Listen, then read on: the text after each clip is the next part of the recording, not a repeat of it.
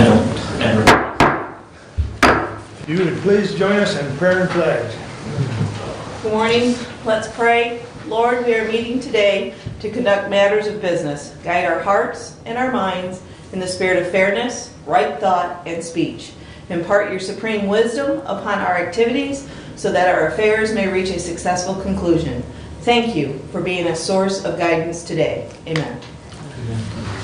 I pledge allegiance to the flag of the United States of America and to the republic for which it stands, one nation, under God, indivisible, with liberty and justice for all. All right. Good morning, everyone, and thank you for attending.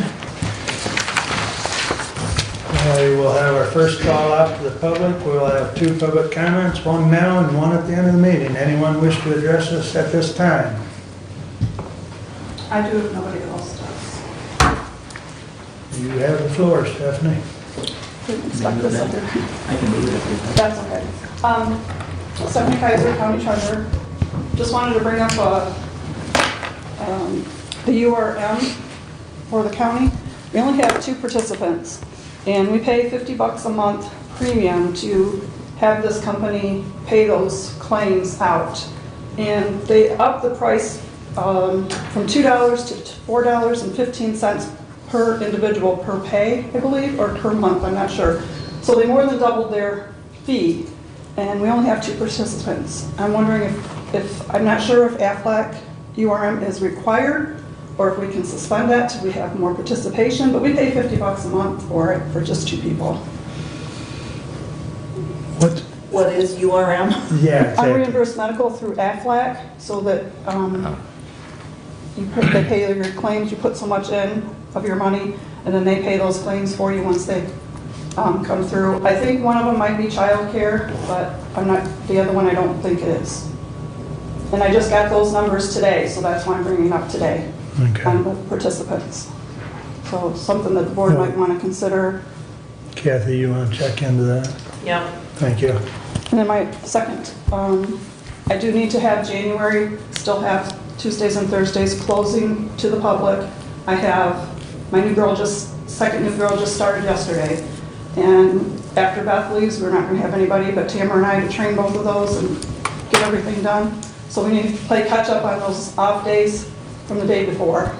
So I just want to make that aware to the public and the board. Thank you. Very good. Thank you. Anyone else at this time? All right. Moving along, consent agenda. I would like to pull a few resolutions if we can, sir. 21-136. Where would you like that? Underneath the chair. And I've got some questions on 143, 144, and 145, so I would like those underneath the chair as well. And then I see no problem with adding 21-159 to the consent agenda. That is the one for the other planning commission appointment. Yes. So you want to add 159.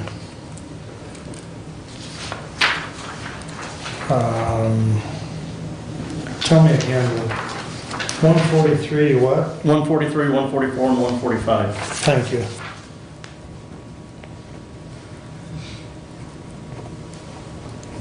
You just wanted to make sure we're not out of here by noon, right? Well, We have to 1 o'clock. I will support the consent agenda, but I do have a comment on it before we vote. Okay, you got your support. so I move to approve with those Right, changes. Okay, thank you. And I'll support that. Okay.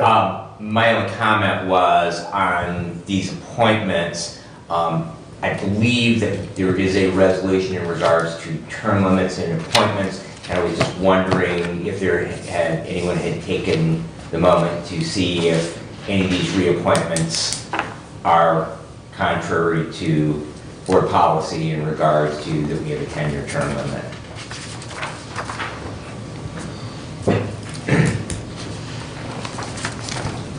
What Do was do we? The last part of it, you said how many terms? I believe we have a 10-year for appointments, so these are reappointments, Right, and at least some of them are, and I'm just wondering if anyone had taken the time to verify. I can say that Marnie's pretty good about keeping track of that, yeah. and always has been since it started, so. And it always puts on here when they were first appointed, and they're only allowed per resolution so many Right. Right. times, so. I'd, And then I think if there's any in there that, if we only get the one application, then, and all the stuff goes out, it's supposed to go out, email, or not email, but website and stuff for anybody who may be interested. She's pretty good at that. So. yeah, I'm not seeing any that jump out at me. but Well, I do. David Burke was first appointed in '08, so that would be one that would be in excess of the 10-year, and that's Right. it. But, And I understand that, we have a limited pool of individuals, it's just that we do have a policy. I just want to make sure that what we're doing is in conforming with the policy, or we need to change the policy. Well, the biggest, I mean, it's a long problem that you're well aware of, that quite often we're lucky to get one applicant, let alone have a pool, to select from. So, but, good question, good point, but with that said, are we ready to vote? Any other additions or corrections? All those in favor of the consent agenda as amended, signify by saying aye. Aye. Opposed? Okay, correspondence is listed. Any comments on correspondence?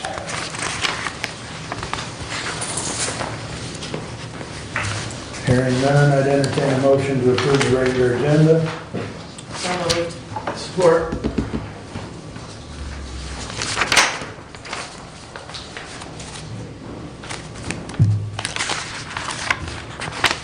I lost track of one.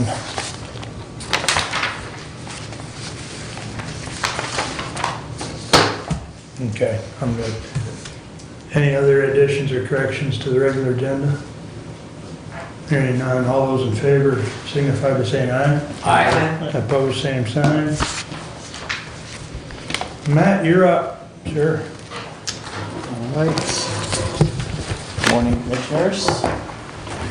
Thank you for the opportunity to present our annual report to you this morning. Give you some highlights from the year and be happy to answer any questions that you have about extension services in Hillsdale County. So just some brief programming numbers. This is kind of a summary of programming through October. It's our current data.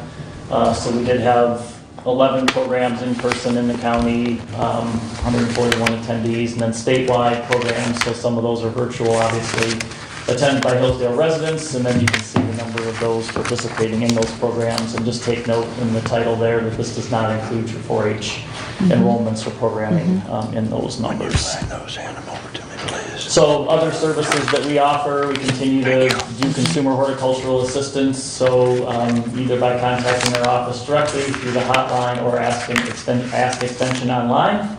And then we had about 94 residents of the county that participated in soil sampling, either homeowner or commercial farm soil samples. Sarah Franzik is working on the St.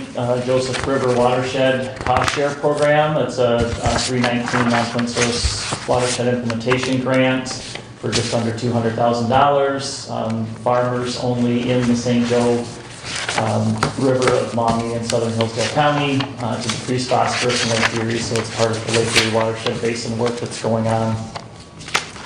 So to date, there's been over 2,200 acres of cover crops planted, 1,475 roughly acres under nutrient management, and then 100% of those funds have been allocated to growers in that watershed area.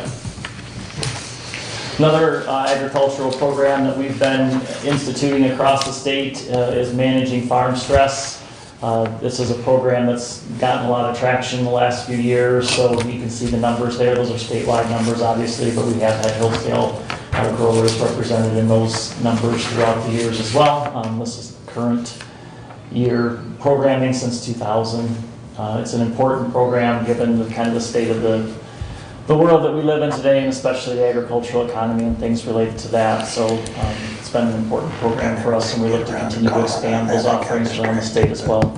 I see Laura's here. One of the things that we've sort of pivoted to in the last year or so is sort of a virtual breakfast series for agricultural producers in the field crops area. So the field crops team has been doing virtual breakfasts on Thursdays from 7 to 7:30 in the morning from April through September. You can kind of see the statewide numbers of participation there. We have had Hillsdale County producers participate in this series as well. We've had over nearly 10,000 views on some of those pages, in addition to live participation numbers and things of that nature. So it's been a very popular program. A lot of good data has been shared using this format. One program that we've been working on for a number of years, I think I've talked to you about it somewhat before, is the emergency response for accidents involving livestock, the E-Rail program, looking at the emergency response team. We do now have a response trailer in Jackson County. We work together with some local funders, Farm Bureau, others, to get the money together to do a trailer there. So we have one in Branch, we have one in Jackson now. Our goal is to expand the trailers to approximately a 45-minute response window around the state of Michigan. So working on some other areas now. There is one in northern Michigan that was cited in the last year also. Along with this comes training.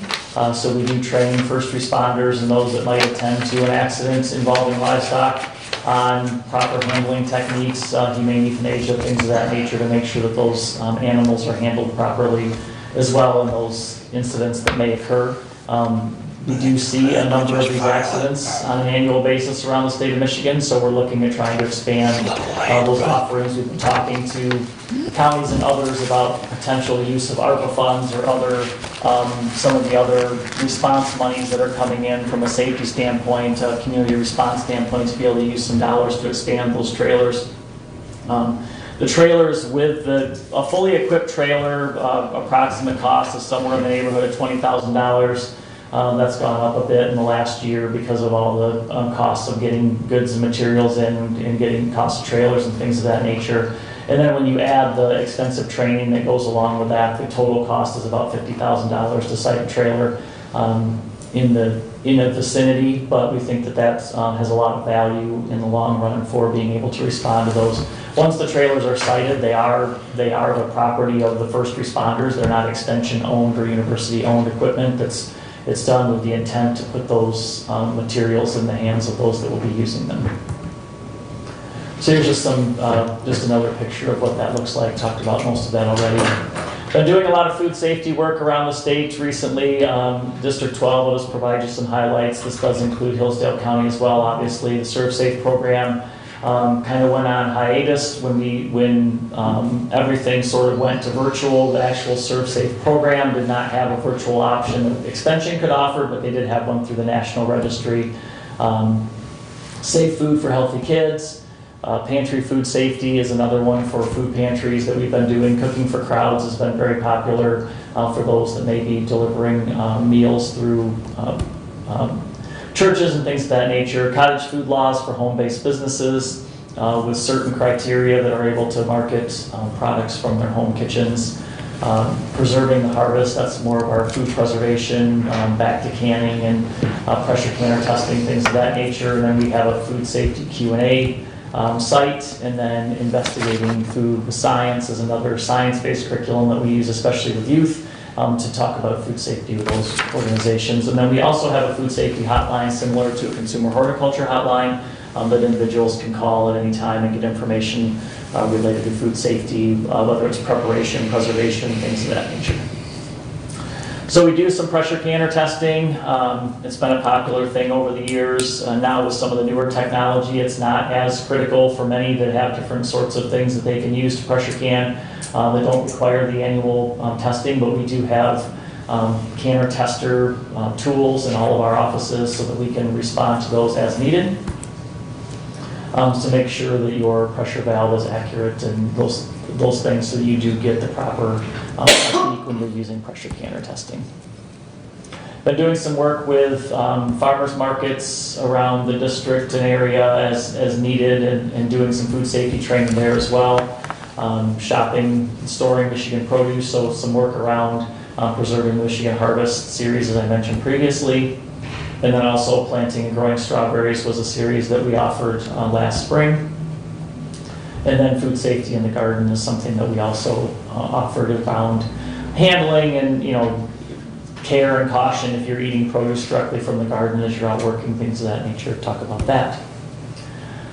It's been a tough go for many of our youth with livestock projects, depending on a lot of things related to the pandemic and whatnot, disruptions in the food chain, being able to access markets and processing and those kinds of things. So we've developed some resource materials for youth around marketing their livestock projects to work through those issues that they may encounter with that. Fortunately, in this past year, many, if not most even, of the fairs were back to face-to-face, offering auctions and those kinds of things. We do have a processor bottleneck in the state and nation related to getting animals processed. But that's not obviously a university issue, but it's something we're helping work through some of our other agricultural resources to try to look at ways to expand the processing industry in the state. Labor's a big part of the issue, but also number of facilities. So we are finding challenges with some of our county fairs in having enough shackle space for the animals that are marketed through those venues, because two things. One, as I mentioned, the issues with the processing industry in general, but then also we found that more of the buyers at the auctions are choosing to want to take those products home for their freezers or things of that nature from what they used to. And so that's created a need for more shackle space than a traditional fair would need. So those two things have made it really difficult to do. So some counties have gone to limiting the number of projects youth can market to try to make enough space, or looking at other options to be able to do that. So it's something that we've been focusing on and trying to help work through that.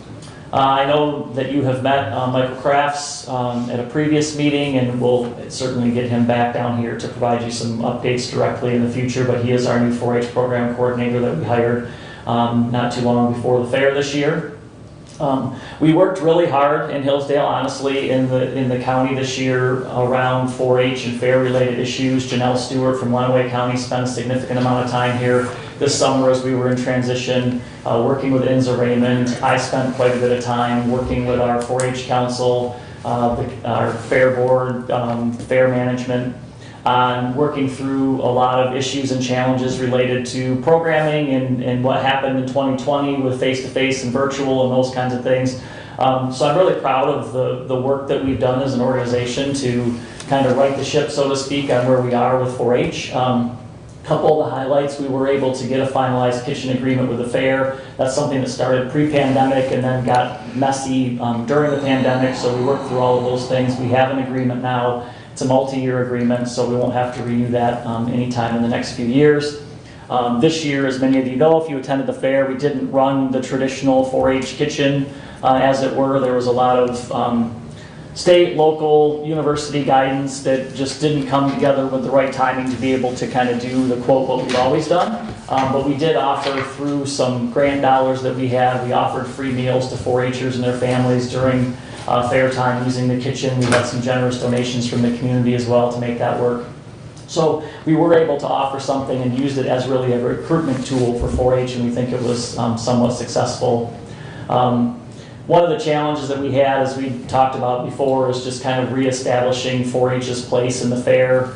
And there were some discussions about having it be a youth fair and those kinds of things, and spent a lot of time working with the various committees and representatives, and we're able to reconnect that in time for the fair this year. So it was a 4-H activity as it had been previously, and as far as we know right now, it looks like it will continue to be so in the future, which we're really pleased about that. A lot of good communication. People really seem to be responding well to Mike and like his leadership style and his engagement, and so things are really moving along. We feel we're in a really good place for the time of year that we're in right now and preparing for the next programming year. We did have a successful fair. very few issues. Everybody seemed just really happy to be there in person, and things went really well from the perspective that we had, and didn't have a lot of, if any, really negative feedback about the experience this year, so that was good. Mike's been working on connecting with schools and other community partners as well to look at other options to expand our 4-H programming beyond just our, quote, traditional fair-based, club-based kinds of settings. And so he does have a background in schools. He comes from a school administrative background, so he knows how to make those connections and kind of sell our 4-H programming to those in that area as well. So we're really looking forward to the opportunities that we have there. We're working on a new partnership with our new 4-H. We have several new 4-H council members working on a new potential opportunity for how we may manage the kitchen at the fair this year, to have it be back to more of a public facing, go in, buy a meal, sit down in the air conditioning and enjoy and meal there. We have some really good steps taken on that. We think we're going to get that done in the near future. So it's going to look a little bit different, obviously, than in the past, but we really think that it's going to be a great partnership and a way for us to be able to manage that with the challenges that we've had with volunteers and how that gets managed and the busyness of that fair week and kids being in school and things like that. So we're really excited about the potential, and hopefully we can get that wrapped up soon.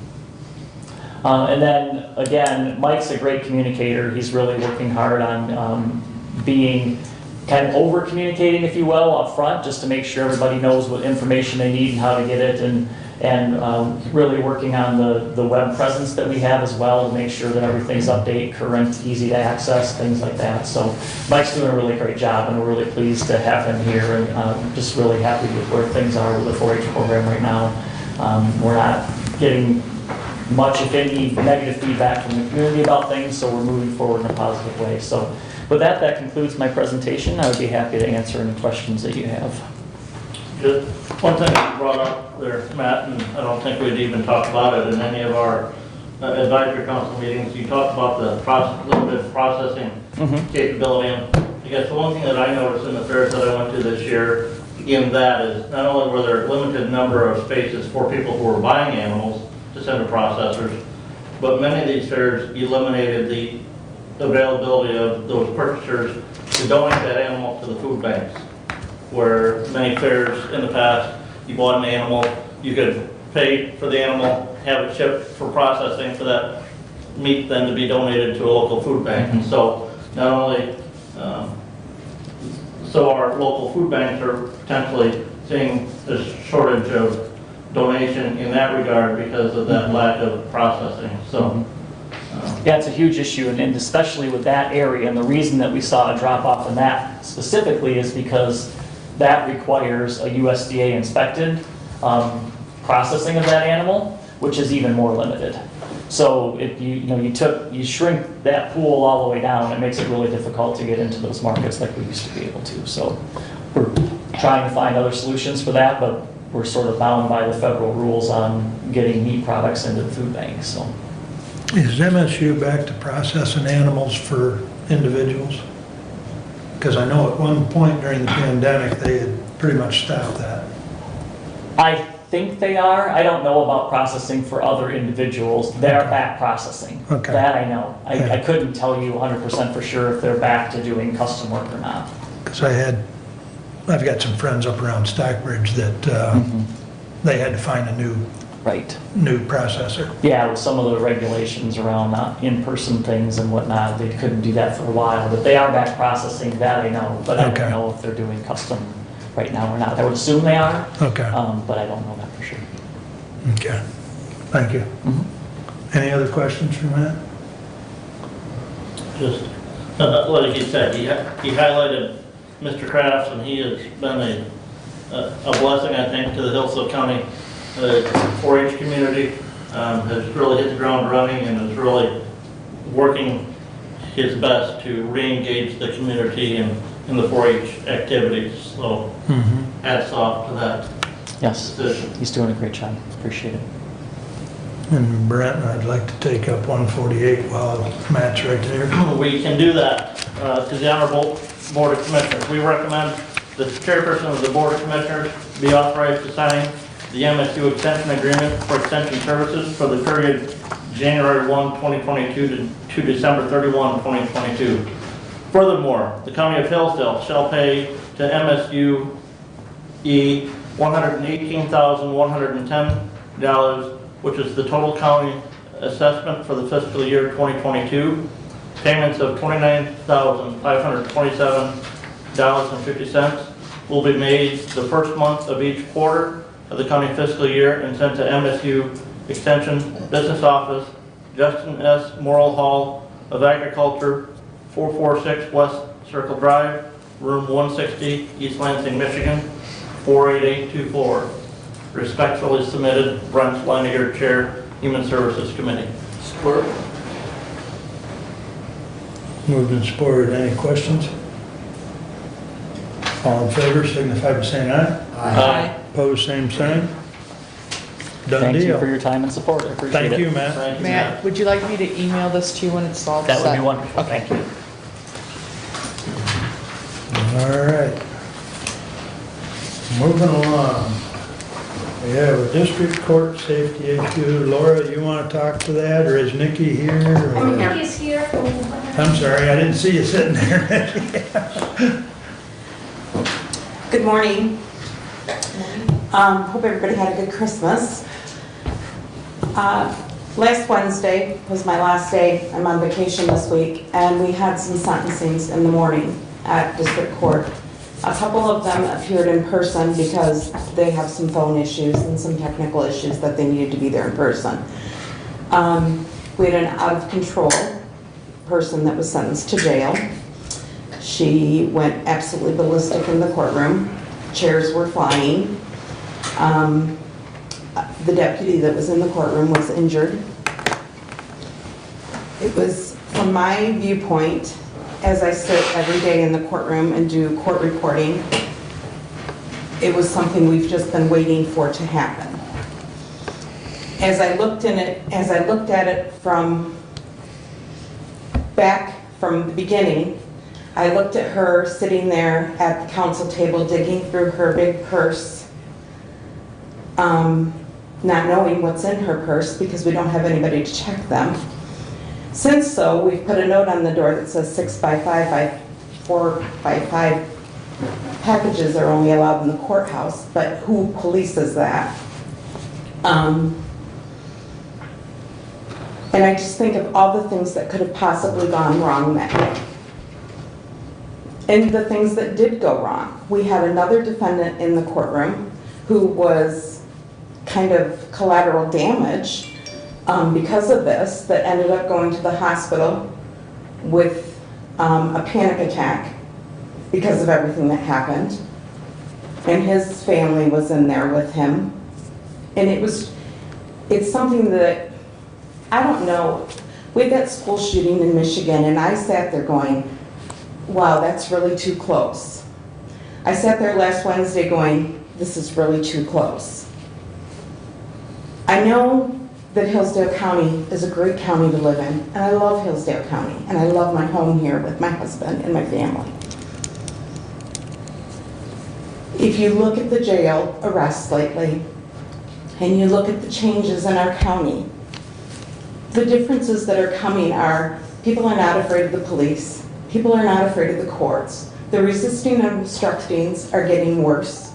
The drug habits are getting worse, which make them even worse as far as their mind and knowing what's right and wrong in a courtroom.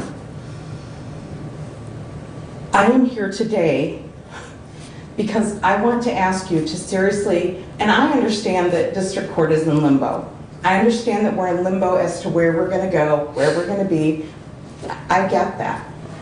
But I don't know when the outcome of where we're going to be is going to be. Is it going to be 1 year from now? Is it going to be 2 years from now? Is it going to be 5 years from now? I don't know that. But I think there are things that can be done to safely continue our business in district court while we're there. And I understand that you don't want to throw money into a place that's going to be gone possibly. But we need that safety. We need that protection. We don't need hollow doors. We don't need chairs in a courtroom that can be picked up and thrown. I mean, we need protection. We need safety. We're there every day, all day, And these people don't have a lot of fear these days of anything that we're doing. I just implore you to look at the safety in district court because it's getting scary. Anyone got any questions for Nikki? Thank you, Nikki. Laura, you got anything to add? Just that I appreciate Nikki's comments and would second her concerns. The only other thing that I would add is that when I was a private practitioner, I spent obviously most of my time practicing here in Hillsdale County, but occasionally I would go to Branch County or Lenawee County, and in those counties, you can't even get into the courtroom without having, going through a scanner with a deputy right there. So they've got, in similar counties, security measures in place that we do not have. Thank you, Laura. And for anybody that hasn't been to Branch or Lenawee, you've got to walk through a screener to get into the courts. So it may be something that we need to consider for the future. So, all right. Kathy? Alrighty. We're going to start with Resolution 21-150. To the Honorable Board of Commissioners, we recommend the transfer of $465,000 of accumulated funds in various delinquent tax revolving funds to the general fund. These transfers fulfill the total 2021 budget appropriations from the various delinquent tax revolving funds to the general fund. Do I have to read all the numbers, or can I say as stated? Okay, so you can see the resolution, you see the number stated. It ranges from years 2006 to 2018 for a total of $465,000. And then the appropriations will be out of the accounts noted. We've respectfully submitted Kathleen Schmidt, Budget Chair, or Budget Committee. Support. Thank you. Any questions or comments? Just want to thank the county treasurer for providing these funds to the county general fund. Okay. Duly noted. It is appreciated. Roll call. Commissioner Wiley? Yes. Commissioner Benzine? Yes. Commissioner Leininger? Yes. Commissioner Ingalls? Yes. Commissioner Schmidt? Yes. Passes 5-0. Please continue. Resolution 21-151, to the Honorable Board of Commissioners. This resolution providing for the deposit investment of county funds for 2022. Whereas under the laws of the state of Michigan, the board is required to provide by resolution for the deposit of all public monies, including tax monies belonging to or held for the state, county, or other political units, coming into the hands of the county treasurer in one or more banks within Hillsdale County, which are legal depositories as defined by state and or federal law. Therefore, be it resolved that the Budget Committee recommends the following banks of Hillsdale County to be designated as depositories for the public funds for 2022. Fifth Third Bank, Hillsdale, County National Bank, Hillsdale, Jonesville, Litchfield, Somerset, Century Bank and Trumps, Reading, Southern Michigan Bank, Hillsdale, no Camden, Flagstar Bank, Hillsdale. Be it further resolved that the Budget Committee recommends and directs that Stephanie Kaiser, Hillsdale County Treasurer, deposit for the year 2022 all public monies coming into her hands into one or several of the named banks. In addition, it is further resolved that the Budget Committee recommends that the county treasurer or her designated deputies, with the advice of the Budget Committee of the Hillsdale County Board of Commissioners, be and is hereby authorized to invest these public monies for the good of the Hillsdale County in the named institutions or any institution legally permitted by the state or federal statute or regulation within the limits set by law. Respectfully submitted, Kathleen Schmidt, Chair, Budget Committee. Support. Questions or comments? Hearing none, roll call. Commissioner Benzine? Yes. Commissioner Leininger? Yes. Commissioner Ingalls? Yes. Commissioner Schmidt? Yes. Commissioner Wiley? Yes. Passes 5-0. Please continue, Kevin. Resolution 21-152, to the Honorable Board of Commissioners, we recommend amending the revenue side of the 2021 general fund budget by increasing the following revenue lines.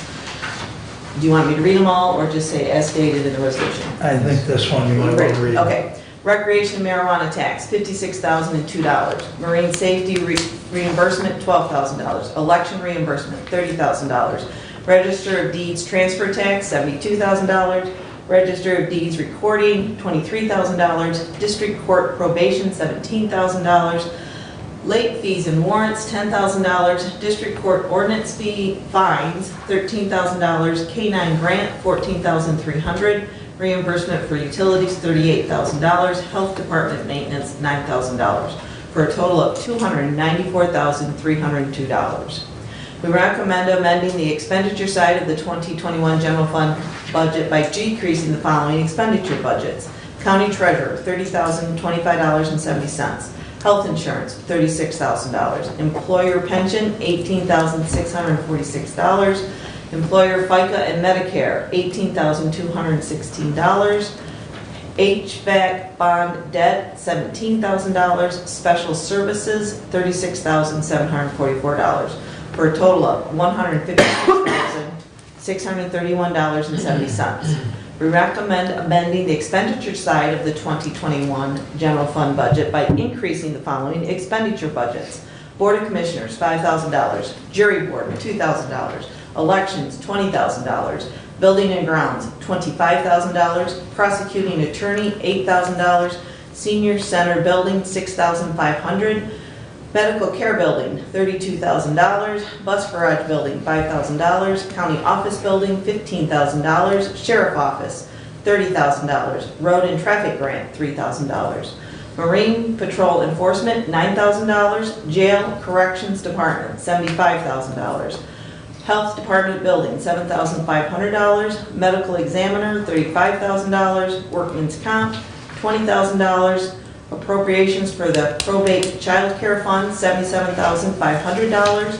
HVAC appropriation, $21,933.70. Miscellaneous, $1,000. Contractual services, $7,500. And equipment, $45,000.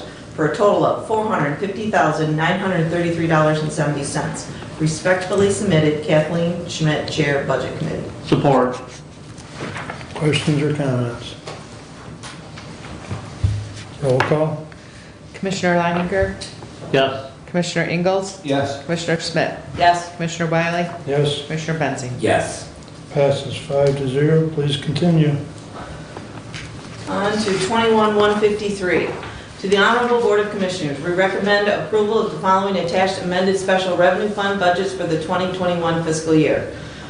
21.01 District Drug Court, 21.02, 211.01 District Court, District Drug Court, 211.03 SCAO MDCGP Drug Court Grant. Ooh, kicking me.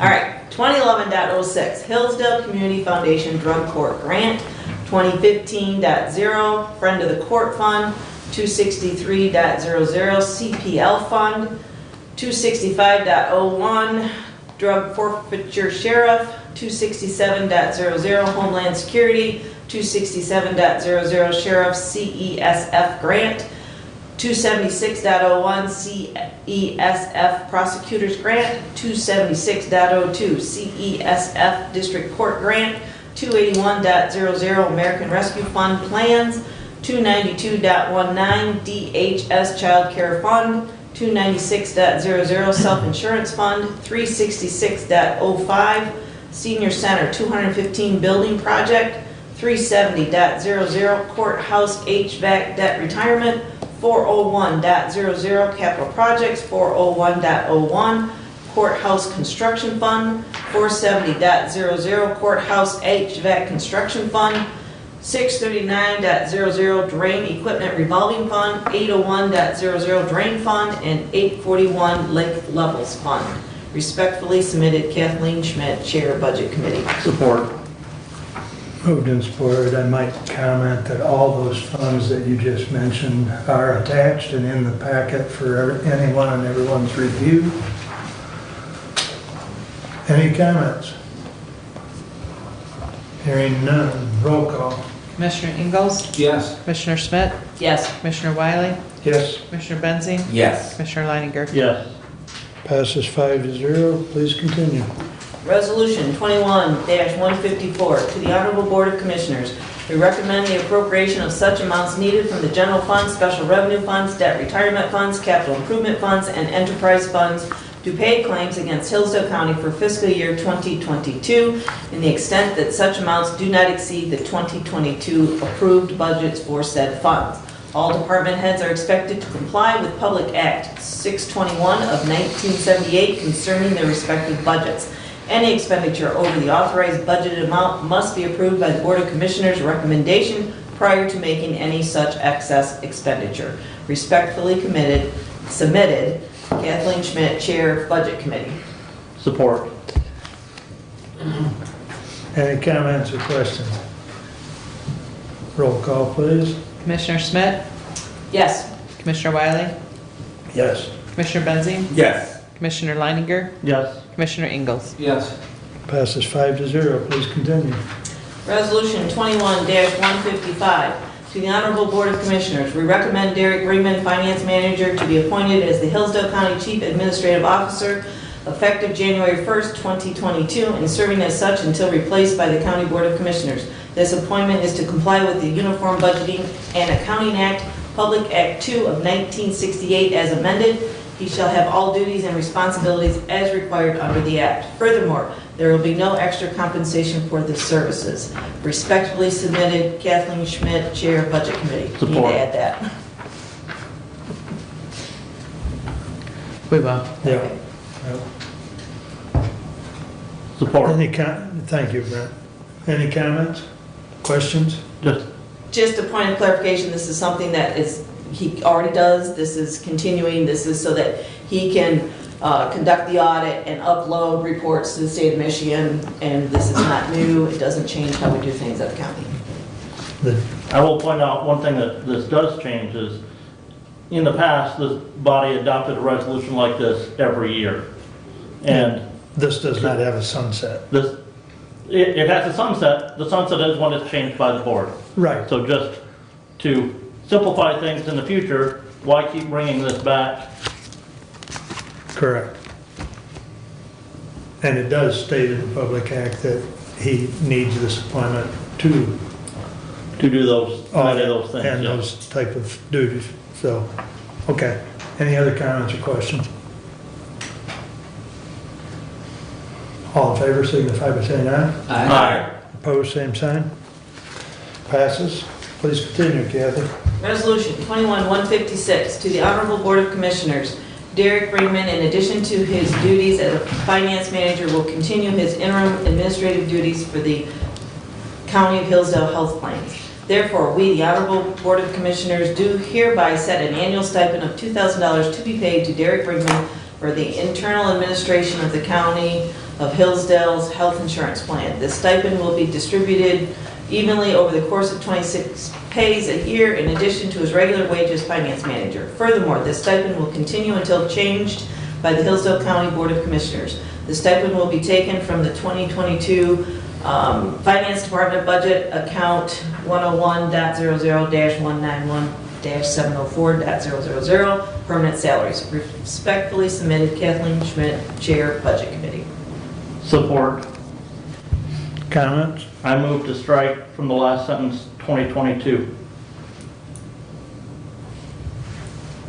That would be. So just ongoing. That would be Correct. appropriate, because the first part of it reads that it, yeah, thank you. I was hoping you'd catch that. All right. Do we have Mr. Chair. support for that? Can This is- we do it by consensus? Well, And in the amendment, I think probably the maker and the support, if they're, I'm good. Yep. Okay, Okay. please. thank you.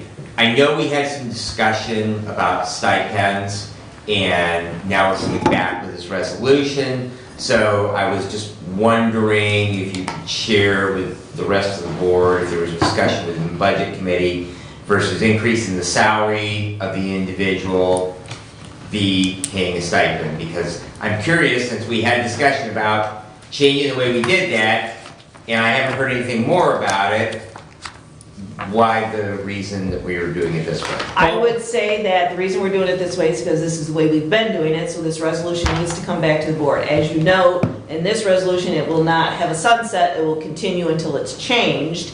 And I would say that our budgeting process for 2022 is set, and if this is going to get looked at, it's going to get looked at for 2023, not 2022.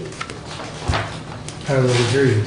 But if we, So, if I may have a follow-up to that? Please. If we don't have a sunset, one of my concerns with anything that we do that doesn't have a sunset, we have no impetus to come back and look at it again. And the subject of stipends comes up and we debate and then we don't act. So I would just like some clarification I that, would contend that the subject of stipend does come up every year in the budgeting process.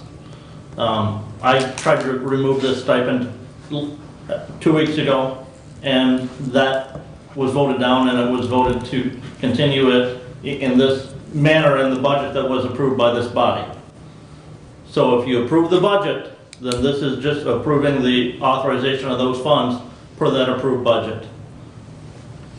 And there's, to my knowledge, one other stipend that has been approved by this body for another county employee. That does not get looked at annually on a resolution type basis. So just trying to make this similar with that issue and making it this resolution so that, you know, there is a sunset. The sunset is whenever this body decides to change it. It's not written into it as it ends on a certain date or time, but this body can at any time change that and adjust compensation accordingly for the finance manager.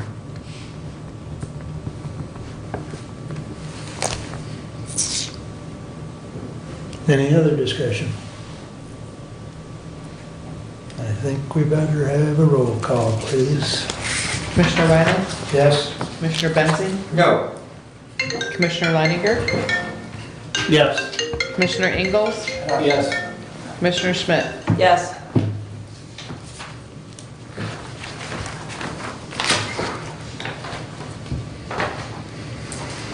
Jody, Yes.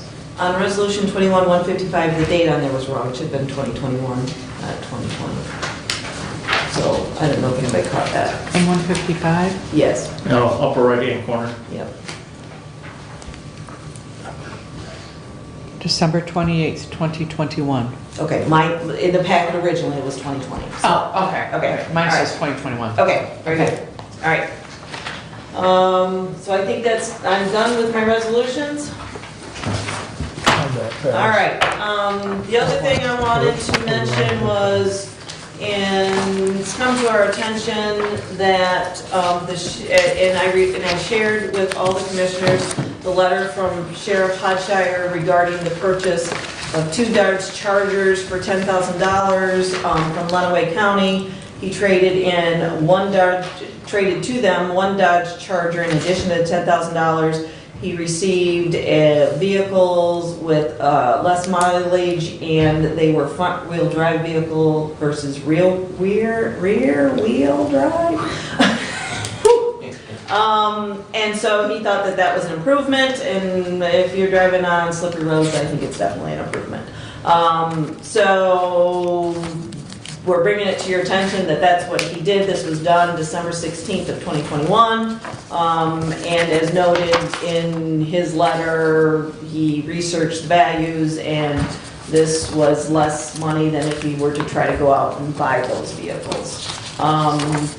Another question that was brought to me on this, regarding these two purchase of these 2 vehicles is, how many new vehicles the Sheriff's Department get every year? And through the Ford Motor Company lease-to-own program, we buy 2 new vehicles each year. I believe they're Explorers.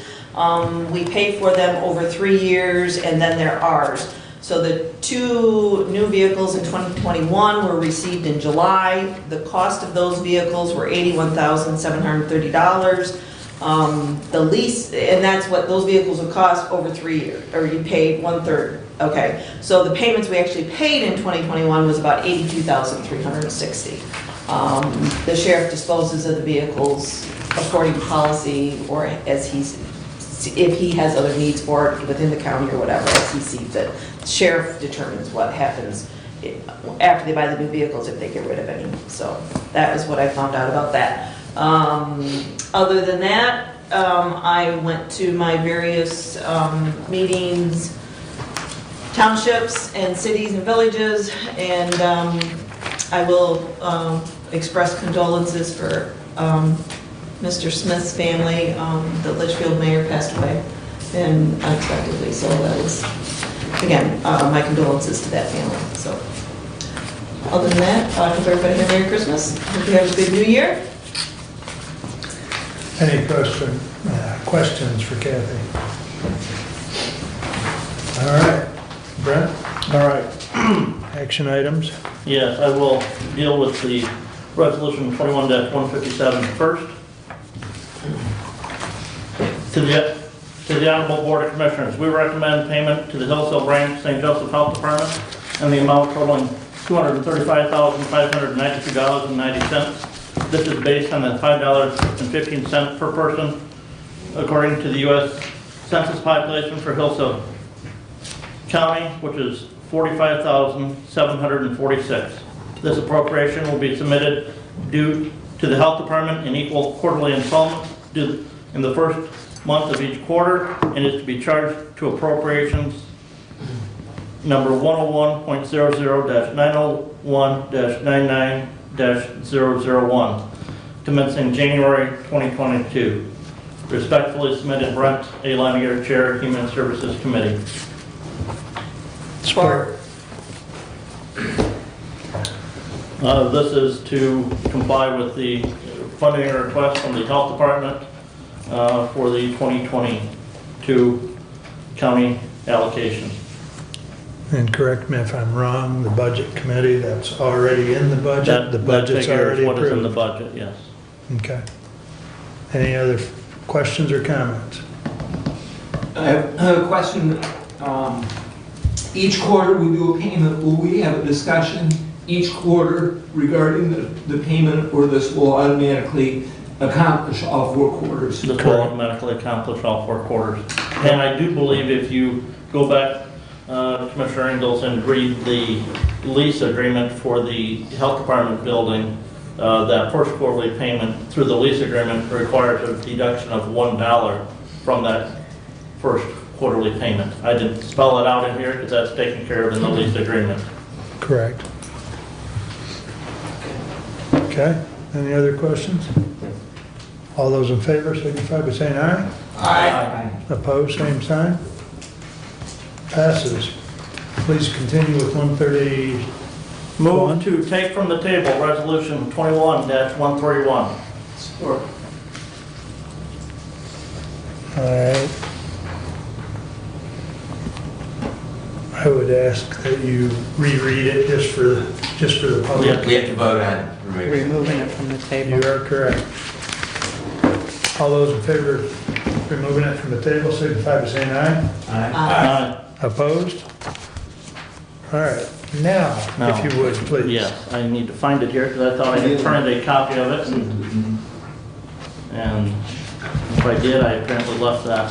Page 3 in your packet. Yes, I was gonna say, you want us to read out of? yes, this was the resolution that was presented by, at our last meeting to the Honorable Board of Commissioners. We, the Board of Commissioners, authorized Mark E. Wiley, Chairman, to sign the Lifeways attachment opposing Senate Bills 597 and 598 regarding the privatization of mental health services. And that was moved by Commissioner Wiley, and I do believe supported by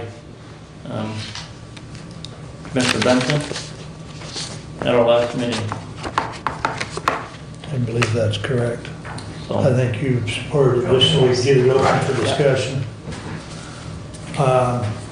So it's back on the floor, open for discussion. I will say I have some problems with the wording in our resolution and with the wording in some of the attached Lifeways documents. The Lifeways document references the House and Senate legislation that is pending. our legislation, or our resolution I did. says we're opposing Senate Bills 597 and 598. To me, that is not consistent with the language in the attached paperwork from Lifeways. I looked and I could not find any of the, What's your specific question? Mary Well- Beth approached, the resolution that we're adopting is saying we're opposing Senate Bills 597 and 598. okay, The Lifeways language references pending Senate legislation and pending House legislation. all right. Nowhere do we reference any House legislation in our resolution. You want to address that, Yeah, Mary Beth? I'll be happy to address it if I may, Commissioners, is because there is, so Representative Whiteford is the one who's drafting House bills. She has not yet introduced them, so they are not yet there for us to have a number to say that we're opposing these House bills. I do know, I met with her personally, she came to Lifeway, so I know that she's in the process. And she's actually going out and seeking input across the state. So I do know that she intends on doing that, but they have not yet been introduced, so there's not anything for me to cite a specific House bill number. But I do know that they are proposing some legislation to do the same thing relative to reforming the public mental health system. But you are correct, if you did research and couldn't find it, it's because it's not yet been introduced. And thus, I have a problem with approving and signing this language that says we're opposing House legislation that's not even been presented yet. Well, I don't think our resolution Our resolution doesn't, but we're authorizing the signing supporting of, the Lifeways, correct? And and the Lifeways language does say that.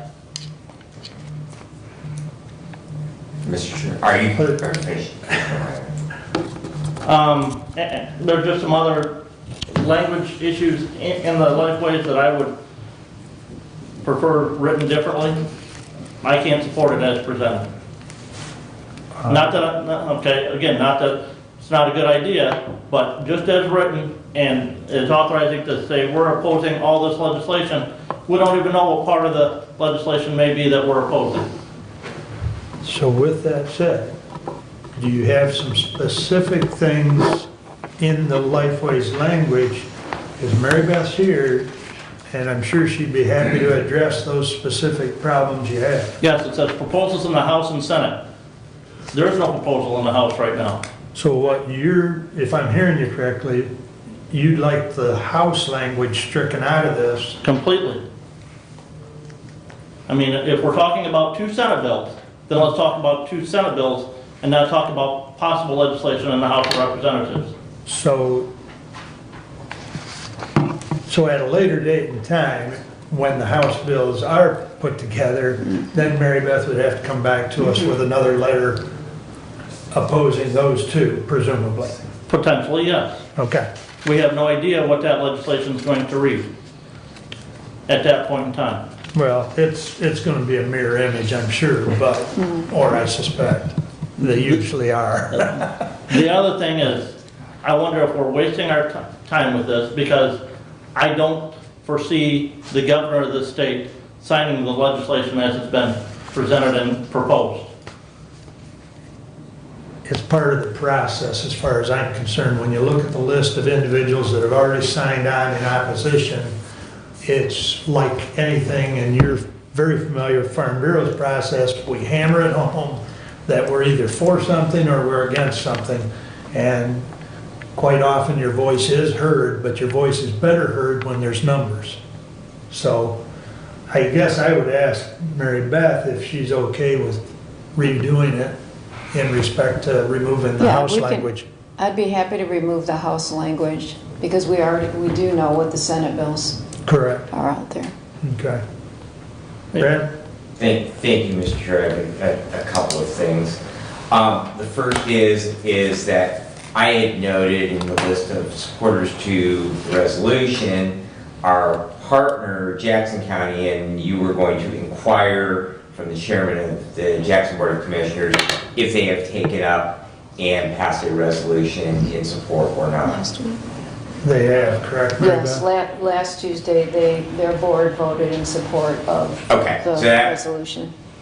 that was one. The other, I did receive last week an email from Laura Ray, because we had asked for input from the judges. Because of calendar, judges being on vacation, they have not been able to meet and formulate a formal response. I really would like to hear from them, and particularly from the probate court side. Laura, I don't know if you wanted to add anything to that. I know that you directed that. You had some concerns about directing it to all the commissioners, and I did not share it with them, but if you wanted to address that at all, I would be delighted to. Yes, we currently have meetings on the calendar for early January and mid-January. Unfortunately, to date, we haven't been able to find a date when all three judges can get together. I've suggested perhaps a draft can be circulated. So we are working on having the judges be able to meet on that, and we appreciate your request for input. Thank you. And so therefore, what I would suggest that we do is that Commissioner Liner has some concern about language. I would like to get some additional input. Rather than table this, I would rather we go ahead and we vote on it, defeat the resolution as presented. We come back with language and we wait till we get the input. Mary Beth, I appreciate your being here today, and I'm sorry if we brought you down so that we can debate the resolution. But I really think that rather than putting it back on the table, that we go ahead, we vote, we defeat the resolution, we come back with cleaned up, we get the input, then we have discussion, and then we vote on it in a finalized form. Your other option would be to refer it to the Human Services Committee. And I would be comfortable with that as well, Commissioner. Do we have a timeline on when the Senate is going to vote? Do we know that? Mary Beth? So I just recently heard he spoke at Senator Majority Leader Mike Shirkey spoke at JTV last week, and he spoke to the fact that this is his intent in the next 60 days is to get this through. Or at least get it to a vote. That's right. Thank you. Gotta count the noses. That's right. And we have a meeting in 14 days. January 11th. And I suspect that the legislature won't be back in session until at least mid-month. That may be their first day back. Okay. I have not looked at their calendar schedule for, maybe Mary Beth has. Oh, I don't know their calendar schedule. Well, in any event, I don't think they're gonna have this on the floor before January 11th. Yeah, I think you got Correct. time Yeah. to bring it back. So I think, I move to refer this to the Human Services Committee to report back at our January 11th meeting. I'll support that. Kathy, you support it? Thank you. So I guess I would have two questions. One, Mary Beth, you can get the reworked, Yeah, we'll have it to you before the end of today. that'll work great? And there's also on page 2, Mary Beth, in the third to the last paragraph. And- Reference to it. It references the House and Senate. Yeah, we'll remove all proposals. reference to the House. Yep, that'd be great. The other question is to Laura Ray. Can you get us input from the judges by before January 11th? One meeting is scheduled for January 3rd, and the other is January 18th at this point in time. So that's as soon as There's always Zoom and there's always phones. I will. See what you can do. Thank you. Thank you. All right, very good. Thank you. We need to vote on that referring to. Yeah. Yes. All those in favor signify by saying aye. Aye. Opposed? Thank you, Brad. All right. Appreciate you keeping me. When you have two Harley Pro geeks in the room that. We got too many moving pieces on that one, so. Yeah, I actually had to do some reading up as well, so. Okay, thank you. Continue. All right. Attended the Human Services Network meeting last week, Tuesday, and at that we were informed by the Community Foundation that they're no longer going to administer and handle the FEMA funding that is received within Hillsdale County. Their board of directors does not feel that that's in line with their mission and bylaws to continue doing that. I know Terry Beer has been working, trying to get in contact with the individuals in Jackson and Branch and Lenawee counties who handle the administration of those FEMA funding dollars in those counties to see what it would take for somebody, whether it be at Senior Center or elsewhere, to handle that. One of the things that she had asked, and we're going to take care of here in a little bit, is by getting potentially a new 911 director appointed and in the near future, a emergency management coordinator directed here in the county, whether or not those individuals could be involved more in the handling and administering of those funds. It's only about $27,000 is the amount that was received last year in FEMA funding, but still those funds are readily usable by the most recent was the Senior Center got some funding allocation. Some of the food pantries get funding allocation from that. DH, I think, gets some funding from that, or did in the past. Domestic Harmony. Yes, Domestic Harmony. The Salvation Army get some funding from that. Community Action Agency in the past has gotten some funding from that, but they're no longer going to be applying for those funding dollars, and they're going to encourage one of the other human service organizations in the county to work on applying for that funding. We heard from Matt already, and again, continued appreciation for the work that they're doing. And Matt, I had informed the commissioners at our last meeting of some of your added responsibilities that you're taking on short term. I don't know if you didn't touch on that during your report. I don't know if you want to go through some of those changes that MSU Extension is seeing from the top down right now. If you would like me to, I can. Yeah. If you're here, you might as well give it in person as opposed to. So, yeah, there's been some changes in Extension. We have a new director as of last spring. Dr. Quentin Tyler is our new director. Patrick Cudney, who's been the associate director of Extension for the last 7.5 years, has been moved into a role basically as a legislative liaison for the College of Ag, working with our state advisory councils and others, connecting with our state representatives and legislators there. So he'll be in that role. That was a permanent appointment as of November 15th. So at that time, I was asked to serve as the interim associate director for Extension for field operations, which essentially means managing district directors and local county partnerships around the state with others doing similar jobs to what I do here in Hillsdale County. It's an interim appointment for at least 9 months. We do have an interim associate director for campus operations named as well, Dr. Deanna East. She's currently also the associate director of our Health and Nutrition Institute.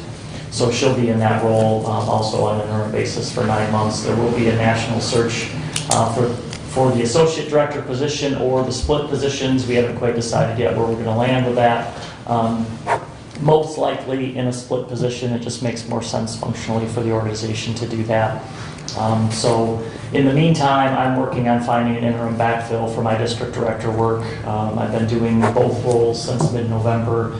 Hopefully in early January, I'll be able to identify somebody that can backfill the work. We'll certainly get you that contact information when it happens, but wanted to make sure we got through all the budgets and MOAs and annual reports and all the things that I typically would do in my former role since I've done the work for the bulk of the year, get those things finalized in my current position. So I'll still be housed in the Lenawee County office. I live in Washtenaw County. I'm not moving to campus or anything, so I'll be relatively local and can work very closely with whoever is identified because I'll be supervising all district directors around the state.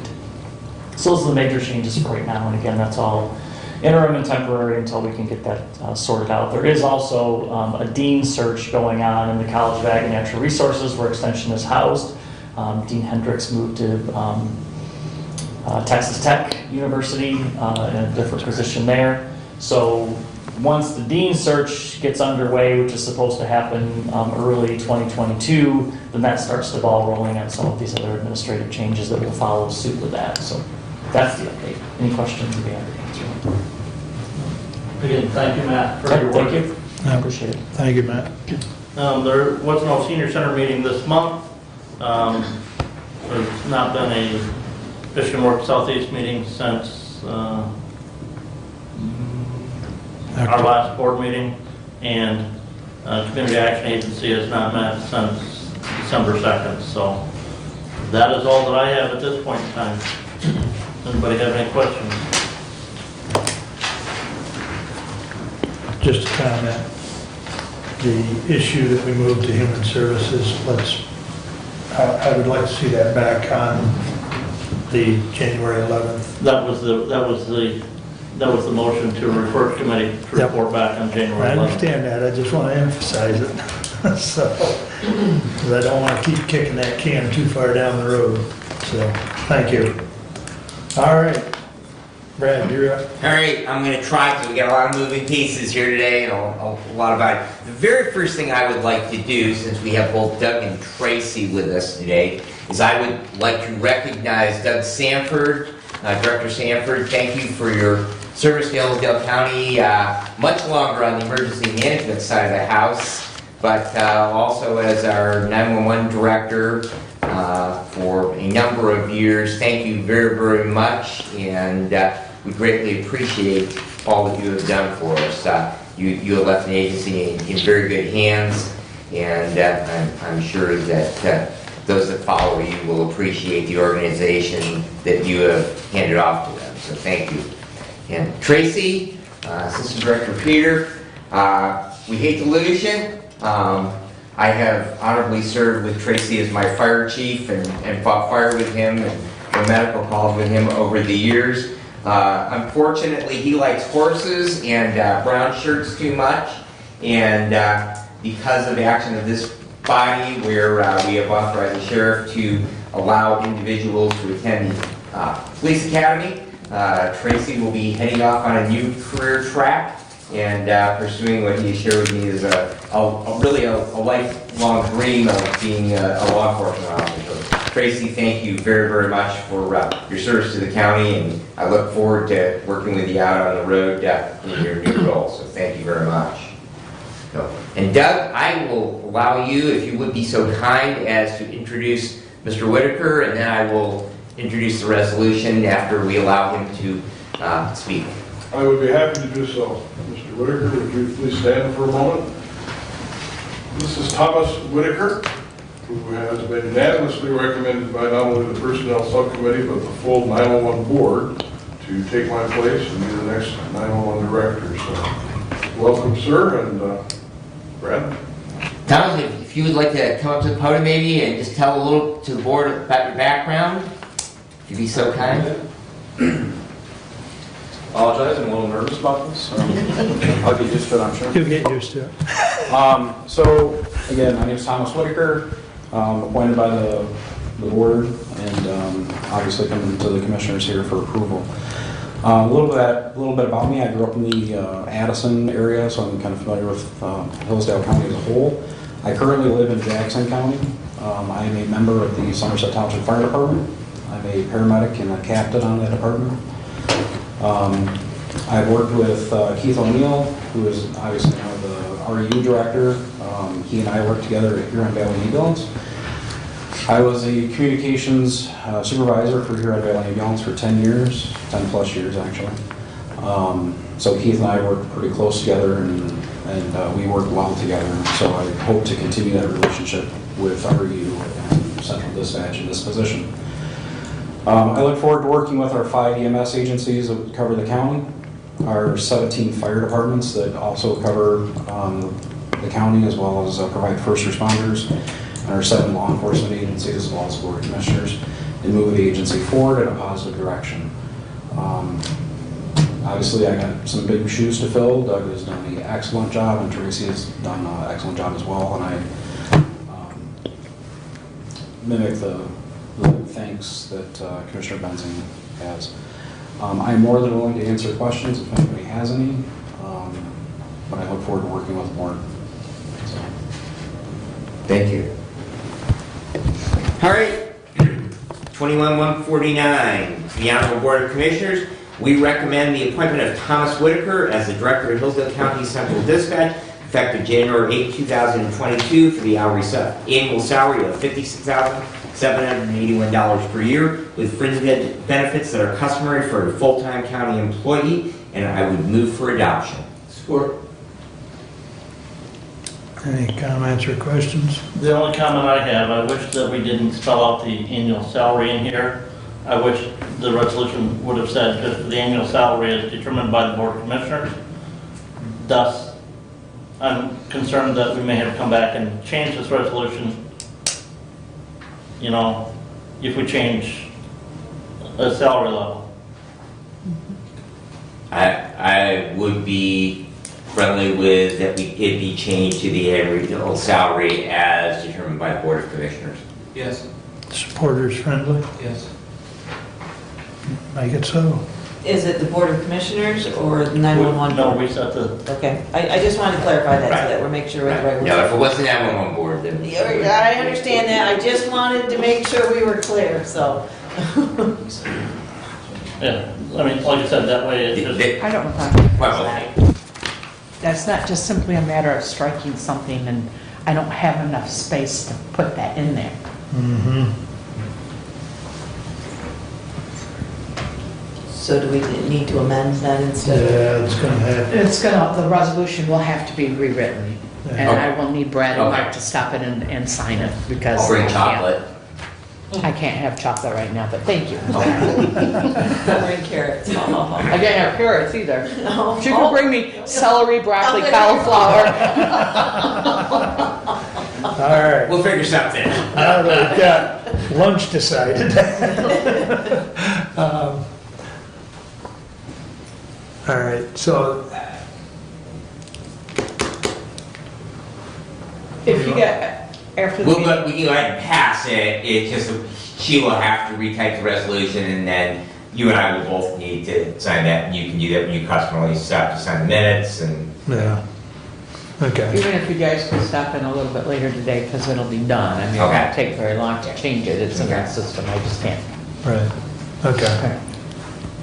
Okay, mhm. okay. I'm good. That's it. Just something that we don't have to, you know, come back and revisit every year. yeah. Point taken. All right. Everybody understand that? All right. All in favor signify by saying aye. Aye. Opposed, same sign. All right, please continue. Tom, congratulations. All right, and would you please introduce your deputy director? Absolutely.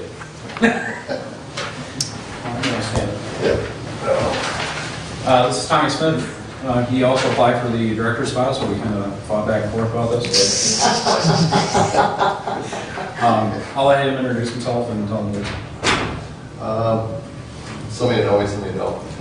Tommy Smith, lifelong resident of Hillsdale County. Grew up in North Adams, moved to the Pittsburgh area. Joined the fire department over there about, it's going on 23 years ago. Made the fire chief in 2008. Began employment at 911 in 2012. Been there ever since. Worked my way up from dispatcher to supervisor, and now deputy director. So nice to meet y'all. Thanks for coming, Tom. Thanks, Tommy. All right, moving on to my report. Commissioner Wiley and myself have been working on our vacant emergency management director position. Director Sanford did repeat at the last 911 board meeting his call to separate those two positions, which we discussed here at our board as well. He also shared two letters from emergency management associations within the state of Michigan, encouraging Hillsdale County to not only keep that as a separate position, but to make it into a full-time position, as is done in many other counties. So it is the recommendation of the Management and Personnel Committee that we move in that direction. The clerical person in emergency management. They are looking at retiring in the next couple of years. The thought being that we combine the salary of the director and that together to pay for that full-time position, and we move in that direction. With that said, we did have some discussion because both Thomas and Tommy did apply for the emergency management director position. Tommy did withdraw from that. In having some additional discussions with Tom Whitaker, he is willing to accept that position as the interim director, and that would be contingent upon that we would review that a year from now, looking at the direction we are going in, how close to retirement we are with the individual. We'll be in the budgeting process in another year, and so I would move that we appoint as the interim Hillsdale County Emergency Management Director Thomas Whitaker at the salary that is budgeted for that. Effective January 8th. Effective January 8th. Support. Thank you. I think Brad And explained. I would be happy to answer any questions on that. Any questions? All in favor, signify by saying aye. Aye. Opposed, same sign.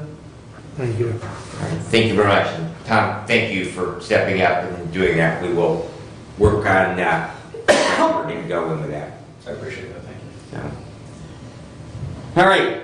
Our finance group for the 800 megahertz radio project will have a meeting again tomorrow. We're right now trying to get a legal opinion in regards to special assessments.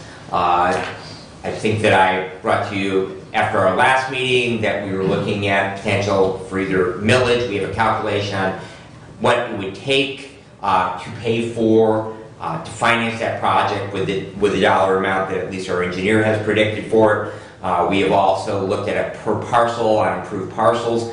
However, it is not clear if a county may create a special assessment district and levy a special assessment after being approved by the voters. I did contact MAC. MAC was unable to answer that question for us, and they suggested that we consult with our county legal counsel. So I did put a call in to Tom Thompson. I have not received a call back from him on that yet. Christmas holiday, so I don't know, what his plans were in and out of the office. So I'm waiting to hear back. I'm hoping I will follow up again today and see if he's back, and we can get an answer on that for our meeting tomorrow. So hopefully by our meeting in January, our first regular meeting in January, that we will have a recommendation from that finance committee in regards to how that we will move forward in paying for that system. I did meet with Marty Taylor regarding the updates on our Hillsdale County numbering ordinance. He is open to the idea of our building inspection department being the enforcement entity for that. We also discussed the possibility that his department would take on actually making the reflective signs that you see out and about. A lot of the fire departments do that as well. What he actually volunteered to do in that regard is actually make that part of the building permit process, that they would provide one of those along as part of the actual building permit fee when someone was doing construction.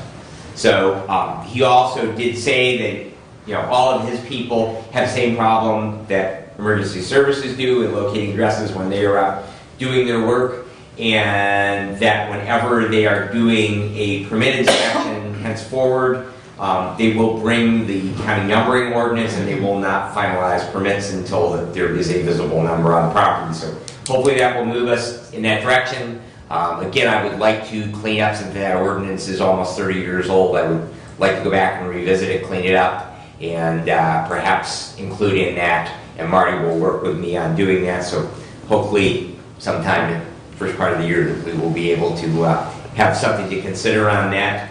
And if you would continue to promote within your district to all those public service agencies, and if we can get awareness out to the public on it, that would be greatly appreciated. I know everybody who runs fire, EMS, or law enforcement would greatly appreciate being able to locate people in a timely manner.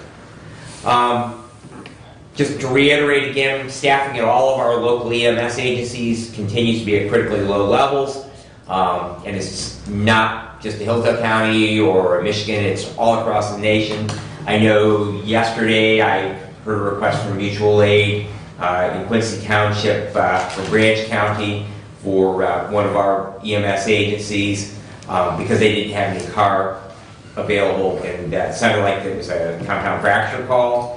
So, relatively serious medical emergency, and so again, it is a problem that every county, I know Somerset regularly goes up into Liberty Township and Jackson County, so Tom can attest to that. They do those mutual aids all the time, so we're all really doing our best, but again, if you know of anyone who might possibly be interested, one of the problems is education. We currently have no EMT basic or advanced EMT classes or EMR, MFR classes planned within Hillsdale County. There is a class that will begin in Branch County at the Rawl Center in January for emergency medical responders. I believe that there is still room on that roster. I have not heard otherwise, so if you know of anyone who might be interested in taking that class, to work with one of their local fire departments. The unfortunate part is that doesn't help with transport EMS, but it definitely will help on the fire department side, so if you know of anyone who might be interested, please encourage them to get enrolled in that class. The last item I have, and I shared a copy of the registration and background information, with a great deal of assistance and cooperation from Reading Emergency Unit and Keith O'Neill, we have been able to secure sponsoring a high-risk unified command class for our county. This will be taught by a trainer from the National Tactical Officers Association, Jim Edson, who also runs the North American Active Assailant Conference in Novi every year. It's an outstanding conference, brings speakers in from all over the world. The class will be held on Saturday, May the 7th. It is a Saturday, so for those people that work for the work week, makes it a little bit more available for them. Best part about it is the class is free. Jim is currently working on getting continuing ed credits for the medical personnel that will attend it. It is an 8-hour class. It will contain both classroom and scenarios. Spoke earlier regarding the incident at the Oxford schools. Mass shooter, mass casualty events happen all across the country. We've had a couple of very close calls here in Hillsdale County. We've had some individuals that have had not only the intent, but the resources and plans in place. Unfortunately, those have been headed off, and heaven forbid that we ever do have one of these events here within our county, but to be able to bring together law enforcement, fire, and EMS so that we can properly and effectively respond should something happen. And it doesn't even have to be that. It could be a van load of people, a bus going to the county. Hillsdale College that brings in thousands of people every year. And any of those things could precipitate an event like this, and to have this quality of training available at no cost to our first responders is really outstanding. Please publicize the event. It's gone out to all the agencies, police, fire, and EMS in the county. But please encourage, if you have fire departments within your district or law enforcement agencies within your district, please encourage them to get a couple of people here. It's really important to get this training. There's 40 slots in the class, and it really is going to be an outstanding event. That concludes my report, unless anyone has questions. Go ahead, Doug. Thank you, Commissioner. Regarding the court safety that was brought up, I do have a couple of questions that should be discussed. I don't know that we can resolve anything right at this moment, but I am concerned as well and wonder what the sheriff would recommend for our courts. Certain remedies are very easy to accomplish. As far as chairs, we can connect them in some fashion so you can't pick them up. I understand solid doors have been installed in the district court. will or have been. They were delivered late last week, I believe. As far as the scanner and the deputy, I went to Paw Courthouse 2 weeks ago, just as a casual visit. And to get into their courthouse, I had to walk through a scanner and empty my pockets for an x-ray as well. And naturally, I did not pass the scanner and was wand checked as well. So there are things that we can do, and I'm wondering if our Public Safety Committee should meet to discuss some of these possibilities. I think some of these concerns are real concerns. So that's my comment. While we have our emergency management director here, he informed us several months ago about the draft hazard mitigation plan. I'm just wondering if we've got an update on that from the state, if the state has approved that, or we can approve it at the county level yet. The state has not approved it. They sent it back with comments for some other edits that we were working on. Okay, thank you, sir. Okay.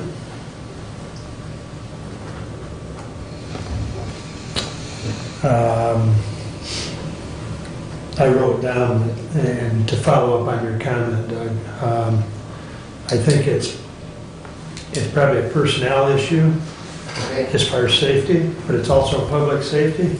So the note I wrote down to myself was to talk to Brad. Right. And my suggestion is that we do have a county safety committee, and so that would probably be which both you and I are members of. And so that would probably be the proper venue for that. So, because there's a lot of moving parts, just think about securing chairs to the floor. Well, now you have to talk to Randy and how he's going to deal with that, because then you get into, some maintenance and housekeeping and sanitation issues. So, that brings all of those people together, Commissioner. So I would suggest that be the proper venue for discussion of that. Is there, I know you recently had a meeting, but Yeah. is there another meeting scheduled? We'll meet first quarter. Okay, We meet quarterly. okay. Anything else? Doug, you have the floor. Thank you. So I'll start with Road Commission. We've had a couple of Road Commission meetings since our last board commissioners. At the Road Commission, again, from public comment, complaints on roads, in particular Circle Drive, terrible condition, absolutely needs to be fixed. This area is low, it collects water from everywhere. Adams Township, berms on Gravel Road, Combs Road, the windmill setup has really beat up the roads. In their most recent meeting, Circle Drive has been addressed, it was graded and improved. How to address the water drainage issues was discussed. It seems that Circle Drive is level with the lake, and the existing drain pipes actually backflow from the lake. So they're trying to work with Matt Ward, the drain commissioner, to remedy and find solutions. As far as Ridge Drive is concerned, some grading has been done. It's currently in better shape. More work needs to be done. Hopefully when the ground hardens up, right now it's still soft and very muddy. And they will finish Ridge Drive project in the spring. They talked about bridges coming up, Montgomery Road Bridge, $900,000 project, and that project will be bid out January 7th.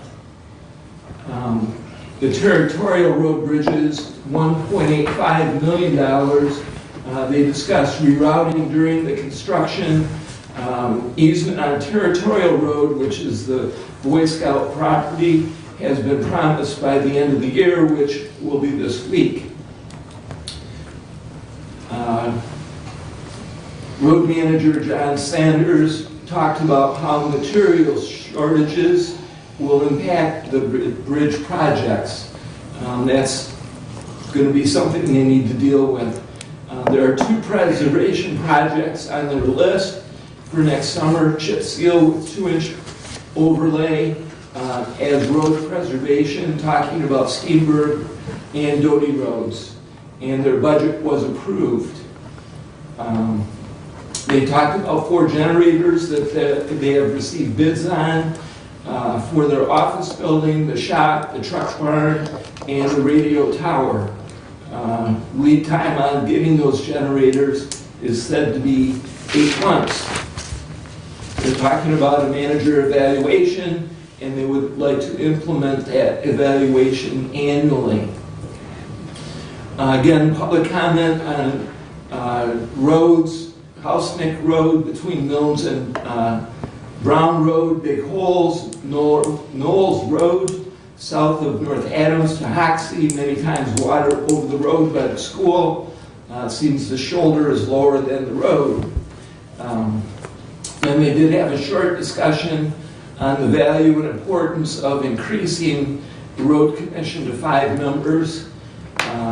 That would provide better discussion between the members. Minimal dollar impact on a $12 million budget that was discussed briefly at the road commission meeting. For Michigan Works Southeast had grant awards. The grant awards are part of the state's Going Pro Talent Fund. The fund provides competitive awards for training that enhances talent, productivity, and employee retention while increasing the quality and competitiveness of Michigan's businesses. The collaboration was made possible through partnerships with Hillsdale Economic Development Partnership. Some of the companies receiving awards include Cobra Moto of $19,000, Metal Tech Precision Gauge, $40,000, Hillsdale County Senior Services Center, $9,630, Drew's Place, $88,000, Ross Design and Engineering, $38,000, Hillsdale Hospital, $39,000, for a total of $234,000 in grants awarded to Hillsdale County. DHS has indicated that they would like to renew their lease expiration, and we did talk with Commissioner Wiley a little bit about this lease. The date is of expiration is February 28th, and it begins March 1. It'll be a 5-year lease through 2027. So it does not expire at the end of December. It expires at the end of February.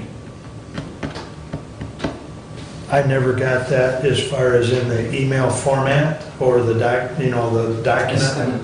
Send it to me. I'll get it to Cole Stoker. We've got to have him look at it as far as whether we can change that or get out of it. I did send that to you. Maybe it went into your spam. It may have, but try and resend that, I'll do Doug. it. I will. Because I will get that sent off today to Cole Stoker to look at. Okay? So that's ridiculous the way that lease is written, and it's 25 years old. Yes. 1996. It was 27, yeah, 28 years old, whatever. Yep.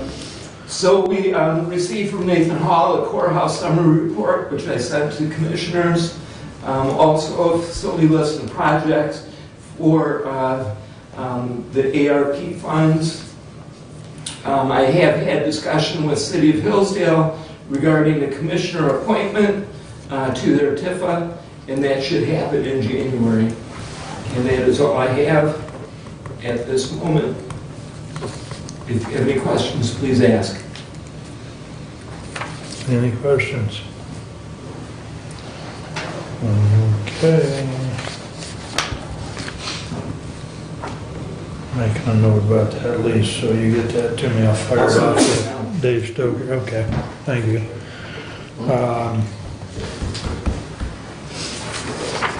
All right, I'm gonna start with 2158 since that's on there, and then I'll jump to the ones that Brent so handily handed off to me.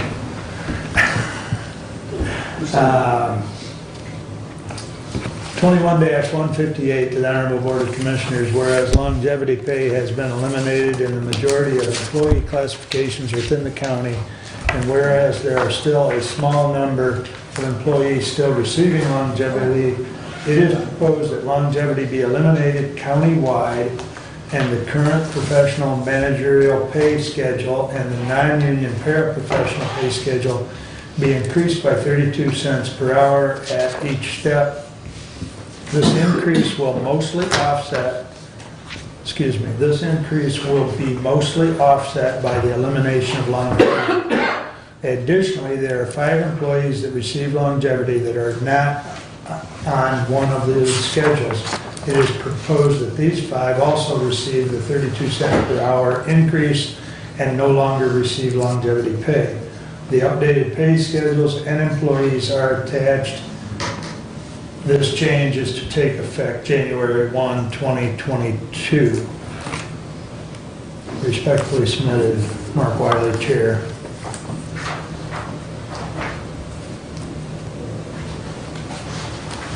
Looking for support. Support. Thank you, Kathy. If there's any questions, Derek's here to help answer. We've worked through this. It's not perfect, but the new personnel policy, which I hope to have sometime late January, February, we have a call with the attorney.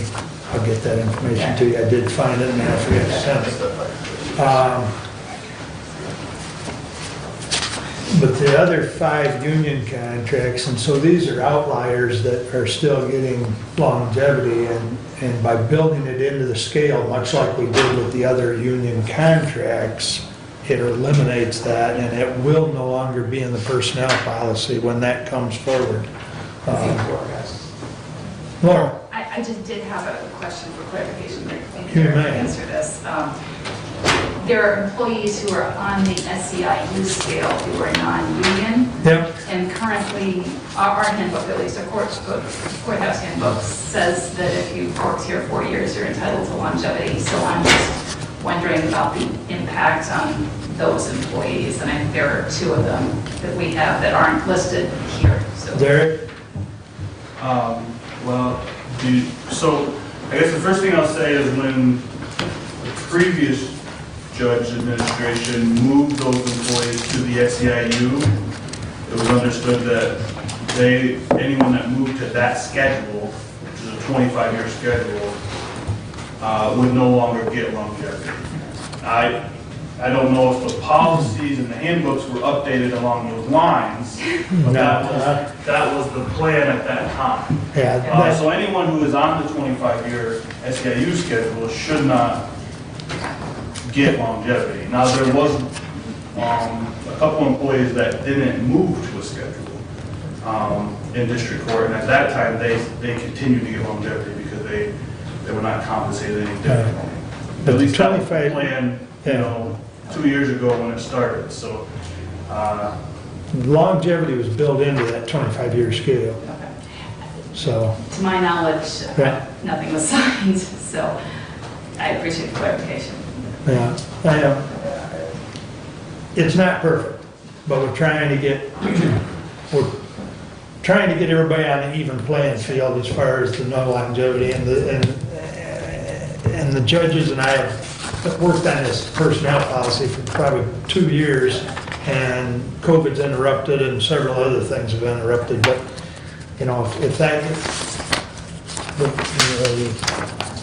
the policy will get done within the next month or so, and longevity is not going to be in any personnel policy, so hence this trying to make sure that nobody gets shortchanged in 2022 and going forward, because once it's out of the personnel policy, it's done and gone. So, but with that said, any comments or questions? I'll tell you, I'm not going to be voting for the resolution. Last meeting, we approved our annual budget. We had a balanced budget. This elimination of longevity pay was never discussed in that budgeting process. And this resolution as presented will increase our expenditures $2,518.40 over what is budgeted as presented. That puts us in a negative expenditure already one meeting after we just approved a balanced budget. I don't understand why this, if this was going to be considered, why it wasn't brought into and made part of that budgeting process. The other thing, the resolution talks that each pay step is going to be increased 32 cents, but the county policy and procedures guidelines only awards longevity pay to those employees that have served with the county for at least 4 years. So why are we increasing the base, higher, 1 year, 2 year, 3 year salary schedules by 32 cents when the longevity pay does not kick in until the employee has served 4 years with the county, according to the adopted policy of the county? Now, the one schedule that was attached with the resolution shows an employee on year 2 of the salary scale receiving a $350 longevity pay, and another employee on year 2 receiving a $450 longevity pay. To me, that even that is contrary to the actual policy that's been adopted by this body in the past. And until we adopt, to me, until we adopt a new personnel policy striking longevity, I think we have a legal ramification if we try to eliminate longevity pay. Because our policy says we're going to pay longevity.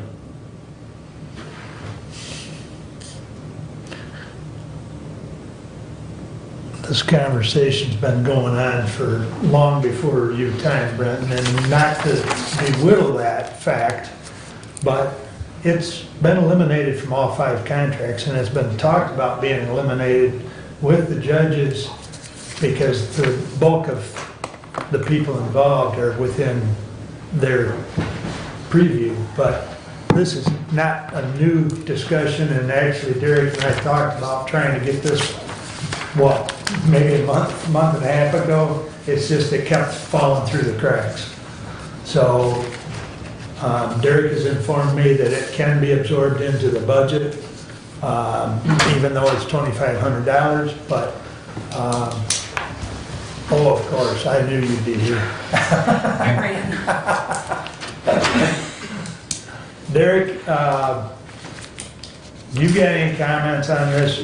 You worked on it. It's not perfect, and Derek and I both know that, but it's, you want to comment to any of the Brent's comments? I guess I'll just addressing the one comment you made about people who get longevity and aren't on the 4th year of the schedule. Some of that happened. It doesn't mean the employee was only here 2 years because they're on the 2-year spotlight schedule. There was a time where we had a significant number of employees who weren't on a schedule at all.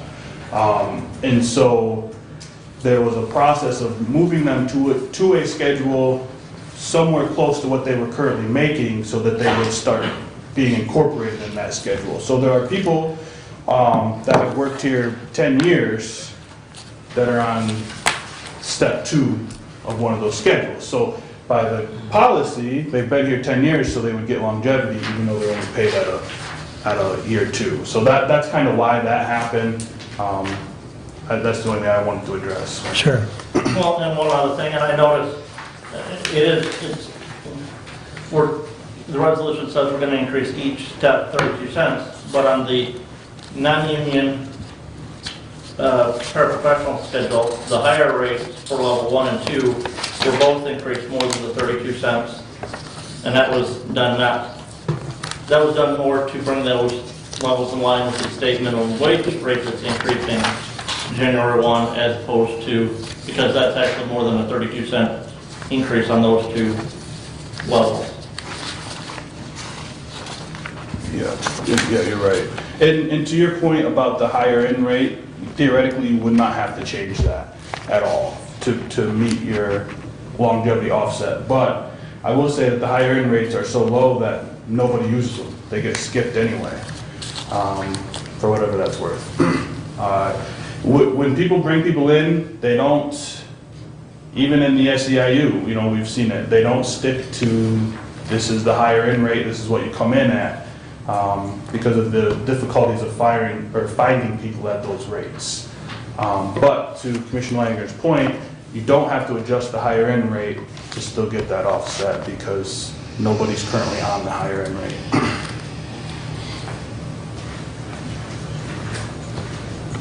Comment, Kathy? I would just say that this, I had the same concerns that Brent has voiced, that this wasn't discussed during the budget process. And discussed with Mark why this was coming now and the necessity for it. And I guess I would say that if the policy book is being updated, this is gonna go away, this is an ongoing project. There isn't a perfect way to get it done, this is an imperfect way to get it done, so. And at the end of the day, I don't want to change the personnel policy and nothing in place, and then these people are short what they were entitled.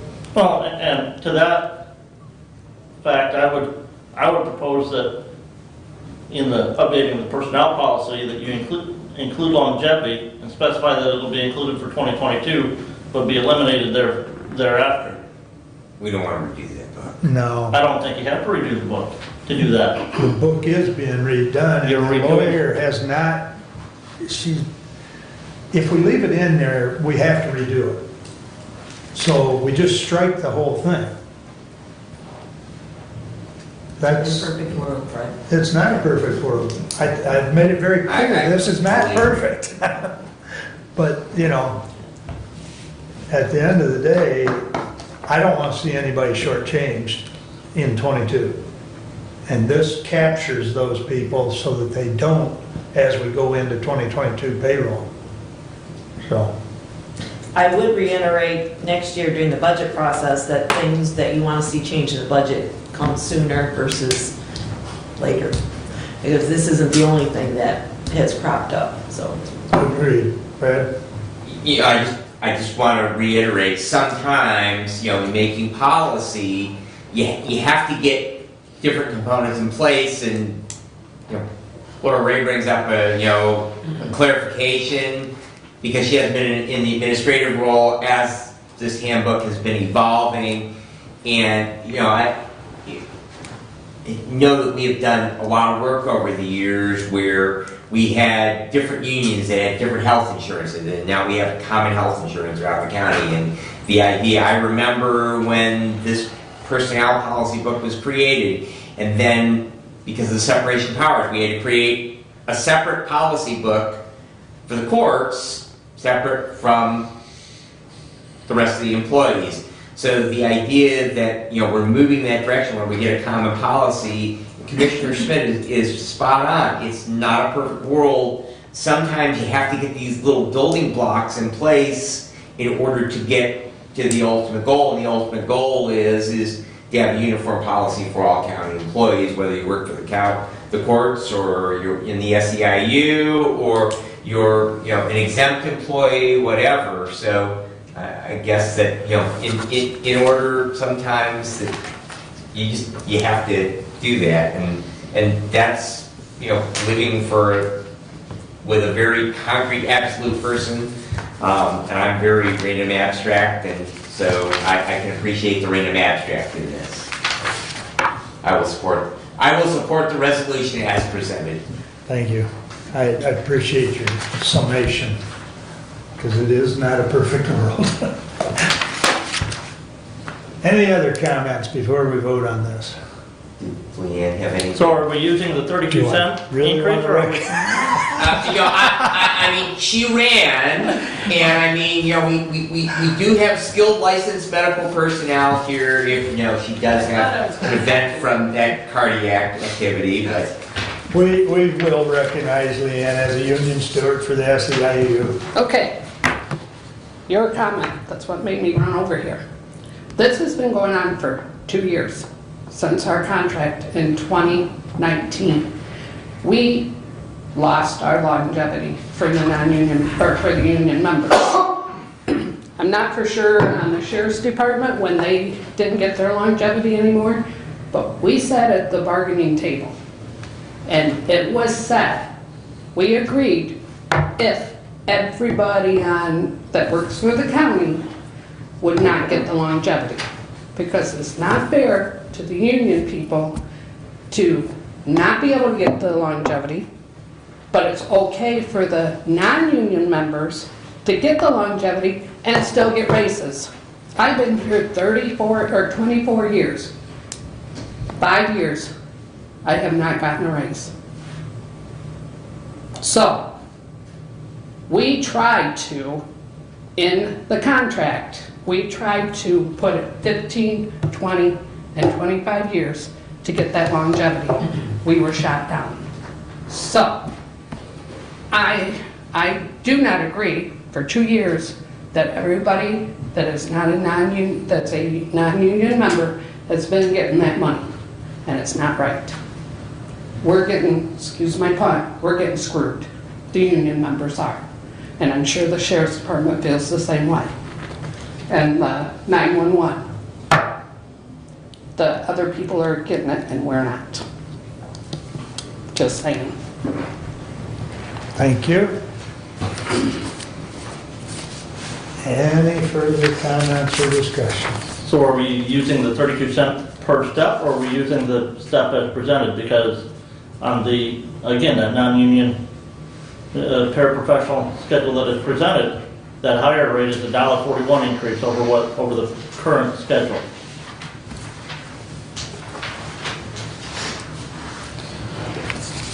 Current schedule has that rate at $8.46. If you added 32 cents to that, that would be $8.78.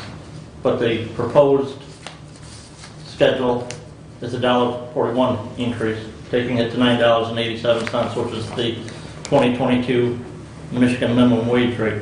You can't hire somebody for under the minimum wage, can you? Isn't that automatic isn't that automatic when the state of Michigan raises the minimum wage? The current minimum wage is over $9. Derek? Commissioner Leininger's right, and probably should have put that part into the resolution. I adjusted the hiring rate because I know that in January, the minimum wage is going up to $9.87. So I factored that in when I put together that schedule. Okay. You can just do 32 cents, but legally you couldn't hire anyone for the higher end rate on the first 2 levels at that point. Maybe the third, it would be close. So that's why I adjusted the higher end rate. So I think you probably, if you want to use the schedule that I put together, you'd probably have to add that into the resolution some way or another. Or you would have to do the resolution as written and come back and address the minimum wage later. Yeah.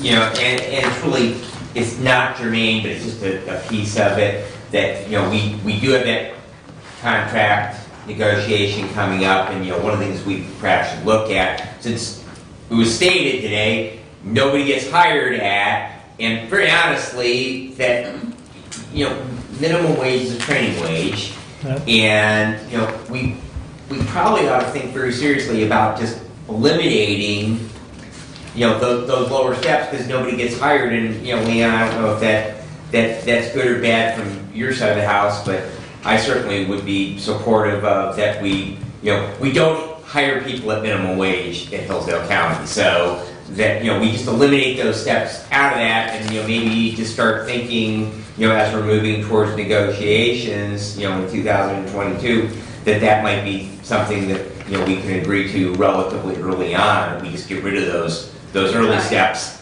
and because we're not hiring people at it, and very honestly, it's not good business sense to be trying to recruit employees. So why have those steps in there? We have tried, So and they've left them. okay. Mm-hmm. So, You know, I would be supportive of that. Well, is there a proposal to add in some language or what? To address the minimum wage being incorporated in the new proposed scale?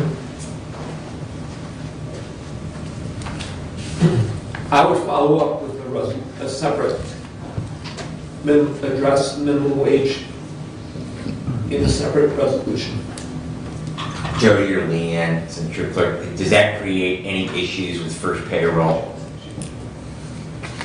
I don't think so, because nobody's working at those lower rates, so I think a Okay, separate resolution, yeah. if we don't do this today, okay, does it create any issues with first payroll? Yes. Yes. Yes, it does. Okay, so 'Cause then then you're talking- let's go ahead and eliminate, and if we need to make adjustments to clean this up, to fix the minimum wage components on there, that would be my recommendation, is we come back with a follow-up after the first year, simply because I just don't want where you have to go back in and figure out Retro pay. retro pay, exactly. So the motion's gonna be that we're just gonna increase all of those schedules by 32 cents, follow up with another resolution, first meeting in January, to adjust the minimum wage issues on some of those schedules. Is that gonna work, Derek? Because the schedules, we're not passing the schedules, are we? We're just gonna eliminate, anybody Well, who I gets would say the longevity pay, resolution, I right. agree that, in reading the resolution, we're not passing the schedules per Yes, se. yes, we are. Yeah, we Last sentence. are. Yeah, but it says it can be increased by 32 cents, so Yeah, the it is. resolution should override what the schedules are, because the schedules were made inaccurate according to the motion.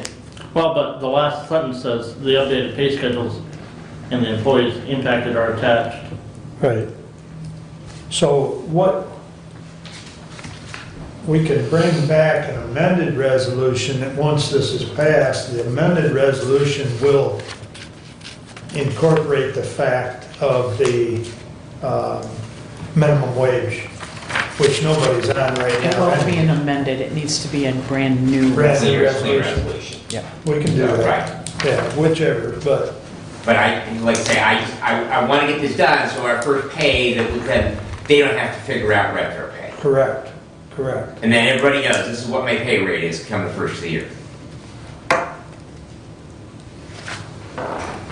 Jody, you're looking at me like. All right, am I clear? You're clear to me. Okay. Okay. You're good, Leanne? If we do it that way? Everybody's gonna pay So the people that get longevity pay, they're gonna get, the 32 cents. right, they're gonna get that bump. And then we'll fix No. we'll fix the schedule. No, you're giving the 32 cents to everybody, whether they're on, that are on those Okay. schedules, whether they're getting longevity or not. But Well- it's not to the union. No, no, it's not to the union, it's anybody who is on the non-union professionals, go ahead. And again, And there's a few that are off schedule in their entirety included, correct, Derek? So it's not any of the union contracts are gonna receive that. But they did. But I just wanna make sure with Leanne that this meets the objective that you were promised. Well, it eliminates longevity. Right, and that's, so, Deputy, just like they Yeah. aren't getting a raise between getting longevity and getting a right, raise. yeah. oh, but some of them are. Some of them are not getting longevity and they're getting a 32 cents per hour pay increase. And if they're moving from, on some of these, if they're moving from year 1 to year 2 or to year 3 to year 4, they're seeing maybe even as high as almost a 10% pay increase in that year schedule change. And an additional 32 cents on top of that. But they're getting a scheduled raise. They're getting a scheduled Okay. raise. They're getting a scheduled raise. If they're So- moving from year to year. As all other union employees got. Okay, so that I don't think is the issue. It's the other thing you touched on is the issue. To me, the issue is this was not discussed at all during budgeting. And it should have been brought up in the budgeting process and addressed then. As Leanne indicated, it's been talked about for 2 years. As Derek and I have discussed, it just kept falling through the cracks. And I'll take, as I think I told you and Kathy both on the phone, I'll take the hit for it not being brought earlier. But it's got to get done to create that level playing field. But, you know, Derek and I have talked about it many times, there's no perfect way to do it. So here it is, in a non-perfect world. So, anyways, I'm ready to vote. thank you. We'll do a roll call, please. Commissioner Benzine, Yes. Commissioner Leininger, No, Commissioner Ingalls, Yes. Commissioner Schmidt, Yes. Commissioner Wiley. Yes, passes 4-1. Thank you. And Derek, if you would follow up for the January 11th meeting with something about the new minimum wage and how that affects this or doesn't affect it. Thank you. All right, now, that has given me a bunch more reading here. Thank you, Leanne. Thank you. Just think, you got all your steps in for the day. Yeah.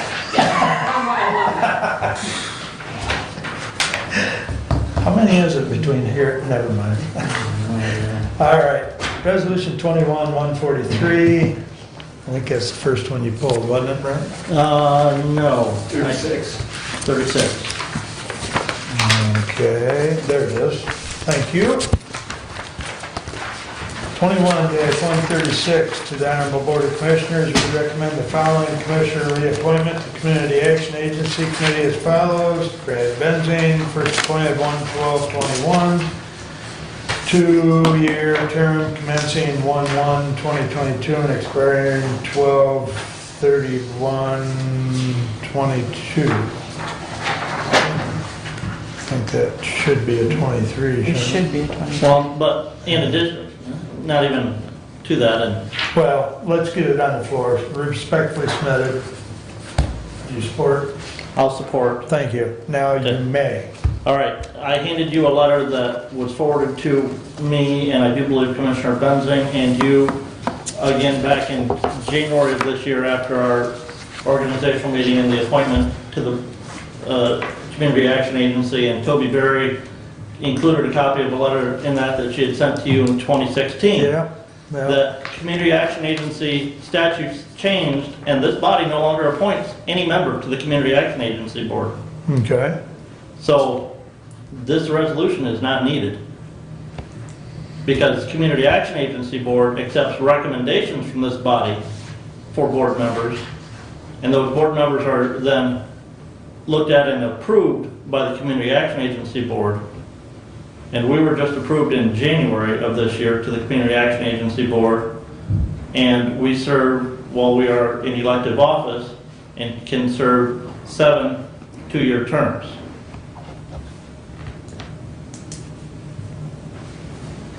Then this is one that got overlooked, and we'll withdraw it then, or we can vote it down, or I'll withdraw it, whichever, however, whatever your You know, and pleasure. just germane to that discussion is my comment about, are we looking at term limits? Are we looking at these appointments before they come to the Board of Well, Commissioners?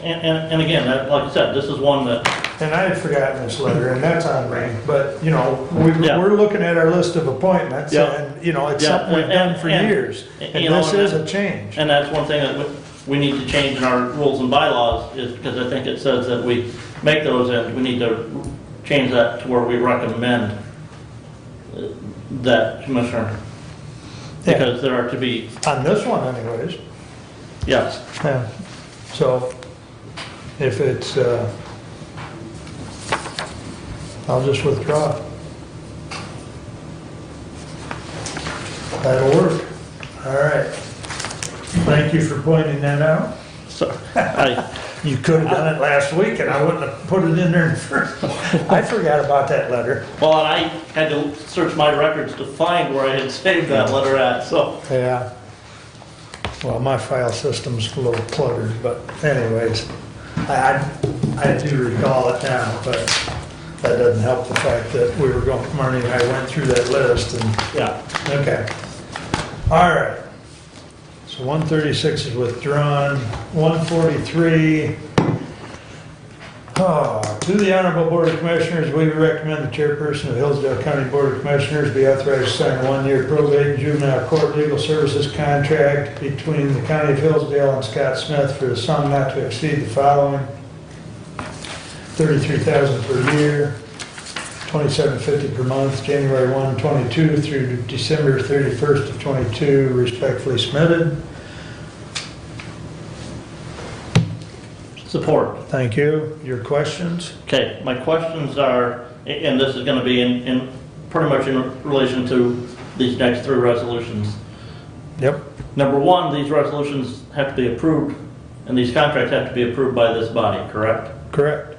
Okay, why then is the probate judge given sole discretion to terminate within 28 days of written notice? And not this body? This is almost a pass-through because the I judge didn't have a chance to- hires these individuals. It's kind of a pass-through. It's a budgetary pass-through. I mean, in all honesty. Because in this contract and the one that's in 145, it's on number 13 where the probate judge can terminate. And it's letter L on the second one. The other question that I had is, this contract and the one in resolution 145 are not signed by the judge, but the one in resolution 144 is signed by the judge. Shouldn't they all be signed by the judge as well? And again, I don't know, I didn't get a chance to look up the law, and I doubt that Ms. Ray could address those issues, seeing so it's dealing with the probate court as opposed to the district court. I can say that sometimes it just depends on the attorney who's drawing up the contract. They draw up the contract, the judge looks at it. There's not always a spot for her to sign. Normally, they don't sign, so that particular one, it's just that one. None of the other ones ever have her signature on it. So it's just a matter of that attorney wanted her signature on the contract. And it may also be that the attorney does these in different counties. I think Right. Doc Satters are in Jackson County as well. And so consequently, that Jackson County might want the format a little bit different. And so they're used to, especially, I know they're a relatively new firm, that particular one on 144, they're a new firm in the county. And so consequently, they may be used to the way it's done in Jackson County. Right. It's a little bit different here, and I'm sure Laura can speak to that, having practiced in multiple counties, that every county is a little bit different in their formatting, and not discreetly to this issue, but just globally, that every county is a little bit different in the way that they want things presented. In the way that they do multiple things, I never had a contract outside of the county, but I can say that everything's different. Well, and from my conversations with the judge over the course of time, she doesn't have a problem with if you want a signature block on it on these others, she does not have a problem with signing. It's just, like Jody indicated, those were drawn up by the attorney. The judge didn't draw those up. Now, it was through a negotiation process. And quite often, I am consulted during that process on some of the language, but at the end of the day, the attorney's the one that drew it up. So, because technically, a judge can't act as an attorney once she's on the bench, technically. So. And like I said, and without the probate judge here today or anybody there to inquire, just the legality of, the contract has to be approved by us, but the probate judge can terminate. And it may be statutory, I don't know, and it's based on the attorney's failure to perform services, Right. which we're not going to know about, the judge is going to know about. Well, let me throw another one out. So a judge is an elected official, much like Stephanie. She can fire an individual, but she doesn't have to come to us for permission to fire that, but yet we approve her budget. Right? Mm-hmm. I mean, you see where I'm going? Yeah. It's the same situation, it's just that here it's spelled out, whereas, you know, She has statute to follow. right, she, you know. So we're kind of splitting hairs over language or no language, you know, as far as elected officials and the ability to fire or hire people under their umbrella. So, anything else on 143? All those in favor signify by saying aye. Aye. Opposed, same sign. Motion passes. And I suppose, never mind. 144. Honorable Board of Commissioners, we recommend the chairperson of Hillsdale County be authorized to sign a one-year juvenile legal service contract between Hillsdale County and Rochelle Dockstader? Thank you. For a sum not to exceed as follows, $2,000 per month, January 1 through December 31st, 2022, respectfully submitted. Support. Thank you. And your comments on this one? Already discussed. Excuse me? Already discussed. Okay, thank you. So all in favor, signify by saying aye. Aye. Opposed, same sign. Passes, thank you. 145, excuse me, we recommend the chairperson of Hillsdale County Board of Commissioners be authorized to sign a one-year probate and juvenile court legal services contract between Hillsdale County and Alice Nickerson for the sum not to exceed $36,000 per year, $30,000 per month, January 1 of 22 through December 31st of 22. Respectfully submitted. Support. Thank you. Comments? Already been addressed? All right, all those in favor signify by saying aye. Aye. Opposed, same sign. Thank you. Motion or resolution passes. Kathy, I meant to talk to you earlier. I cannot make a motion, but for payroll purposes, we need a motion to bring Nikki on board. I believe that was budgeted within IT. Right. So we need a motion, and we'll follow up with a resolution with pertinent details. But for payroll purposes, since we don't meet again until the 11th, Okay. I move that the county board of commissioners hire Nikki Colby as a full-time employee as of January 1st in accordance with the budgeted amounts for 2022. Support. thank you. Any discussion? It's a housekeeping issue. All those in favor signify by saying aye. Aye. Opposed, same sign. Thank you. All right.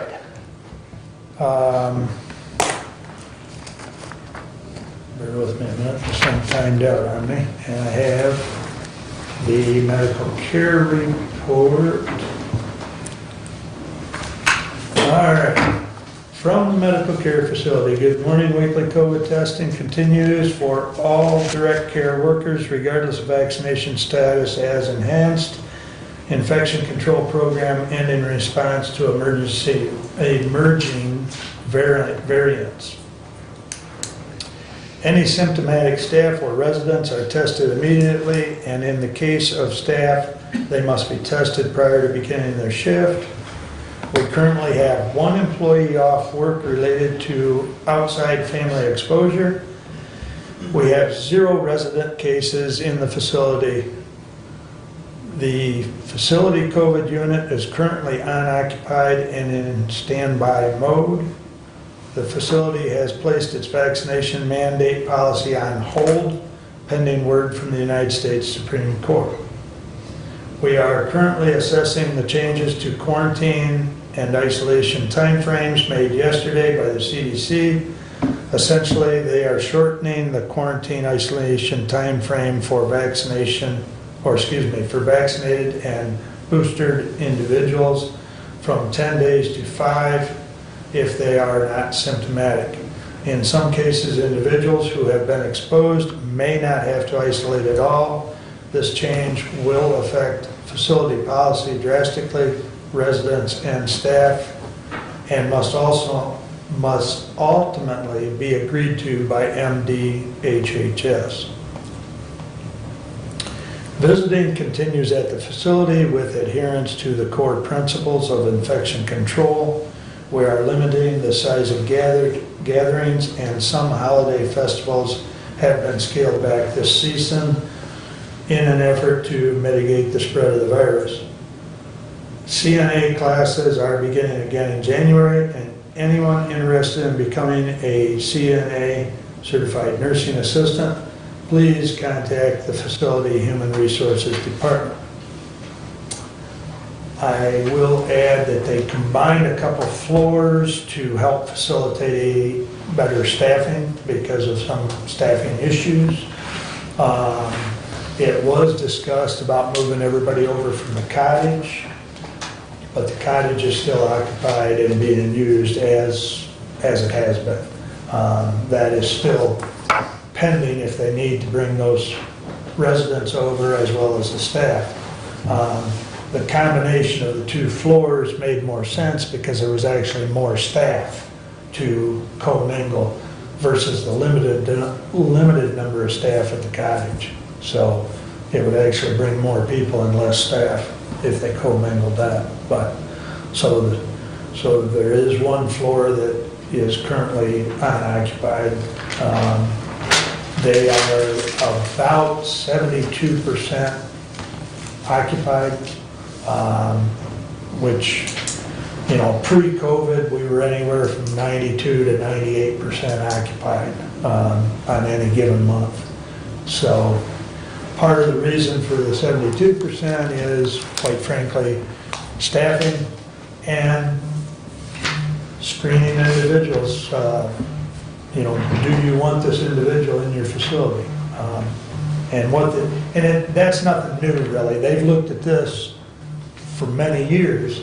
If it's a high-maintenance individual, they may or may not want to accept them. And many of these individuals have applied to multiple nursing homes. So it's, you know, they look at each of them case by case. So they are continuing to admit people. They've got room, but. Okay, let's see. Went to the reading PIFA, and they're going to continue to send me their information quarterly. They meet quarterly. They did their public hearing, which they're required to do.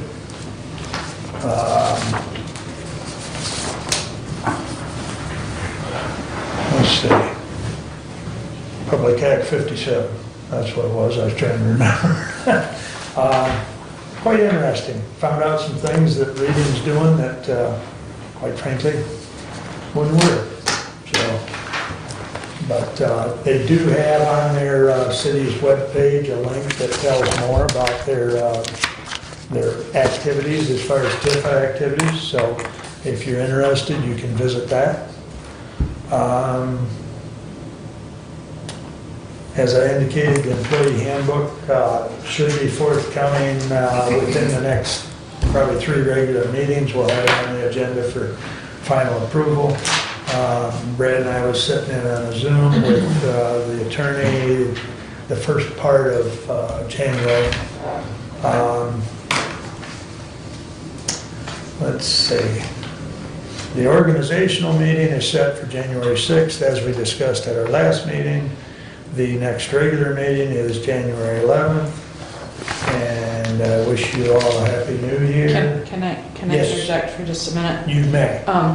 There is a question in doing up the schedule for next year, the meeting schedule. The second meeting in March, which is the 22nd, falls on the legislative conference with MAC. And what we need to know is, do you want to move that second meeting to the 24th, which is a Thursday, or the following Tuesday, which is the 29th? So that You can attend the MAC Legislative Conference if you choose to do so. Or do you want to just leave it for the 22nd and not worry about it? Have we had anything from, I know we got new MAC magazine, are they gonna meet in person? The last time I talked to anybody up there, specifically Steve, right now, they're planning on in-person. Okay. Uh, So my personal recommendation would be to stay consistent with Tuesdays, we bump it to the 29th. Your thoughts?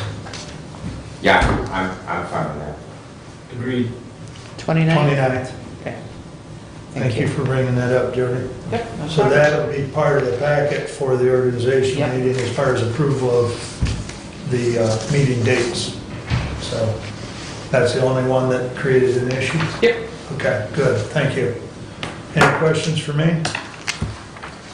Good, thank you. Public comment? Anyone else wish to address? Doug? Thank you for sitting here for 2.5 hours. It's all right. There are other things we should be doing too, but this is important as well. I wanted to clarify something. Mr. Whitaker will be starting as the Director of 911 and the Interim Director of Emergency Management when I retire.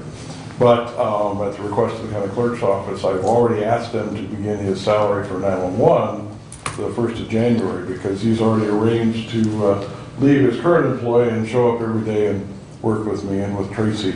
So I would request and suggest you do, or I could do as the Emergency Management Director, the same thing for the Emergency Management stipend as well, but just to bring that up.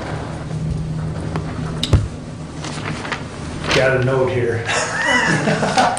So, yeah, I was gonna get with Kathy and Derek so that we can make sure Kathy, or not Kathy, Carol is on board with that. So I appreciate you bringing that up though, Doug, because it does impact payroll if we don't get it taken care of. And probably today because, well, it's better than next week, but I know it's a short week, so.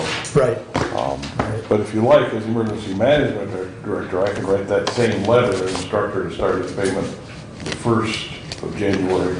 Or if you want to follow up and work it out. You make it so. Yeah, Yeah, that's easy, Scotty. that stays But I consistent. wanted this body to be aware, we're working together and it's starting sooner than his appointment. Don't want any confusion. We have enough of that in our lives, so. All right, thank you very much. Very good. Thank you for your, I believe, 38 years, right? Yeah, plus the 8 or 9 years I was a volunteer before that, so. All right. And you still have the same band, Yes, it won't run anymore, it was a carburetor pump, but we still have it, so we're working on that.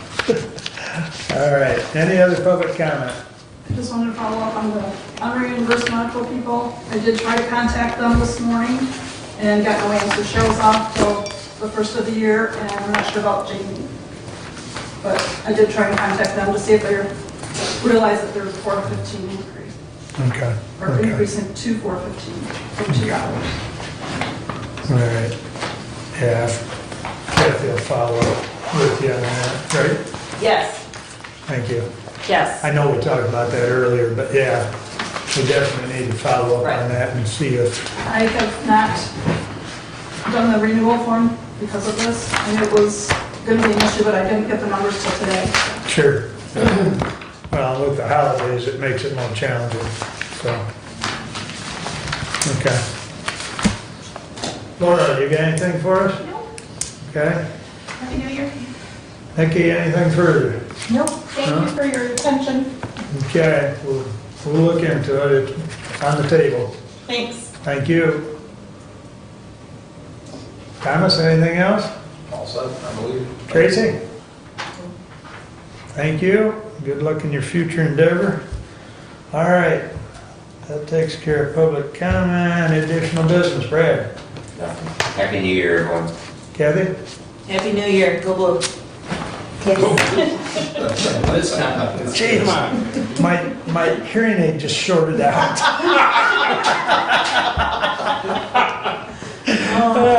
Brent? Kathy's becoming more and more like my wife every day. Happy New Year. Actually, she's starting to remind me of Ruth. I have a long time to do that. Well, this is our last meeting of 2021. my first year, Yes, sir. and I've had lots of learning. I look forward to building on what I've learned. I look forward to moving into a great 2022. I want to thank the staff for helping me all along the way, and the commissioners as well. So I appreciate, my experience and look forward to run next year two. With that said, we're adjourned. Thank you, one and all.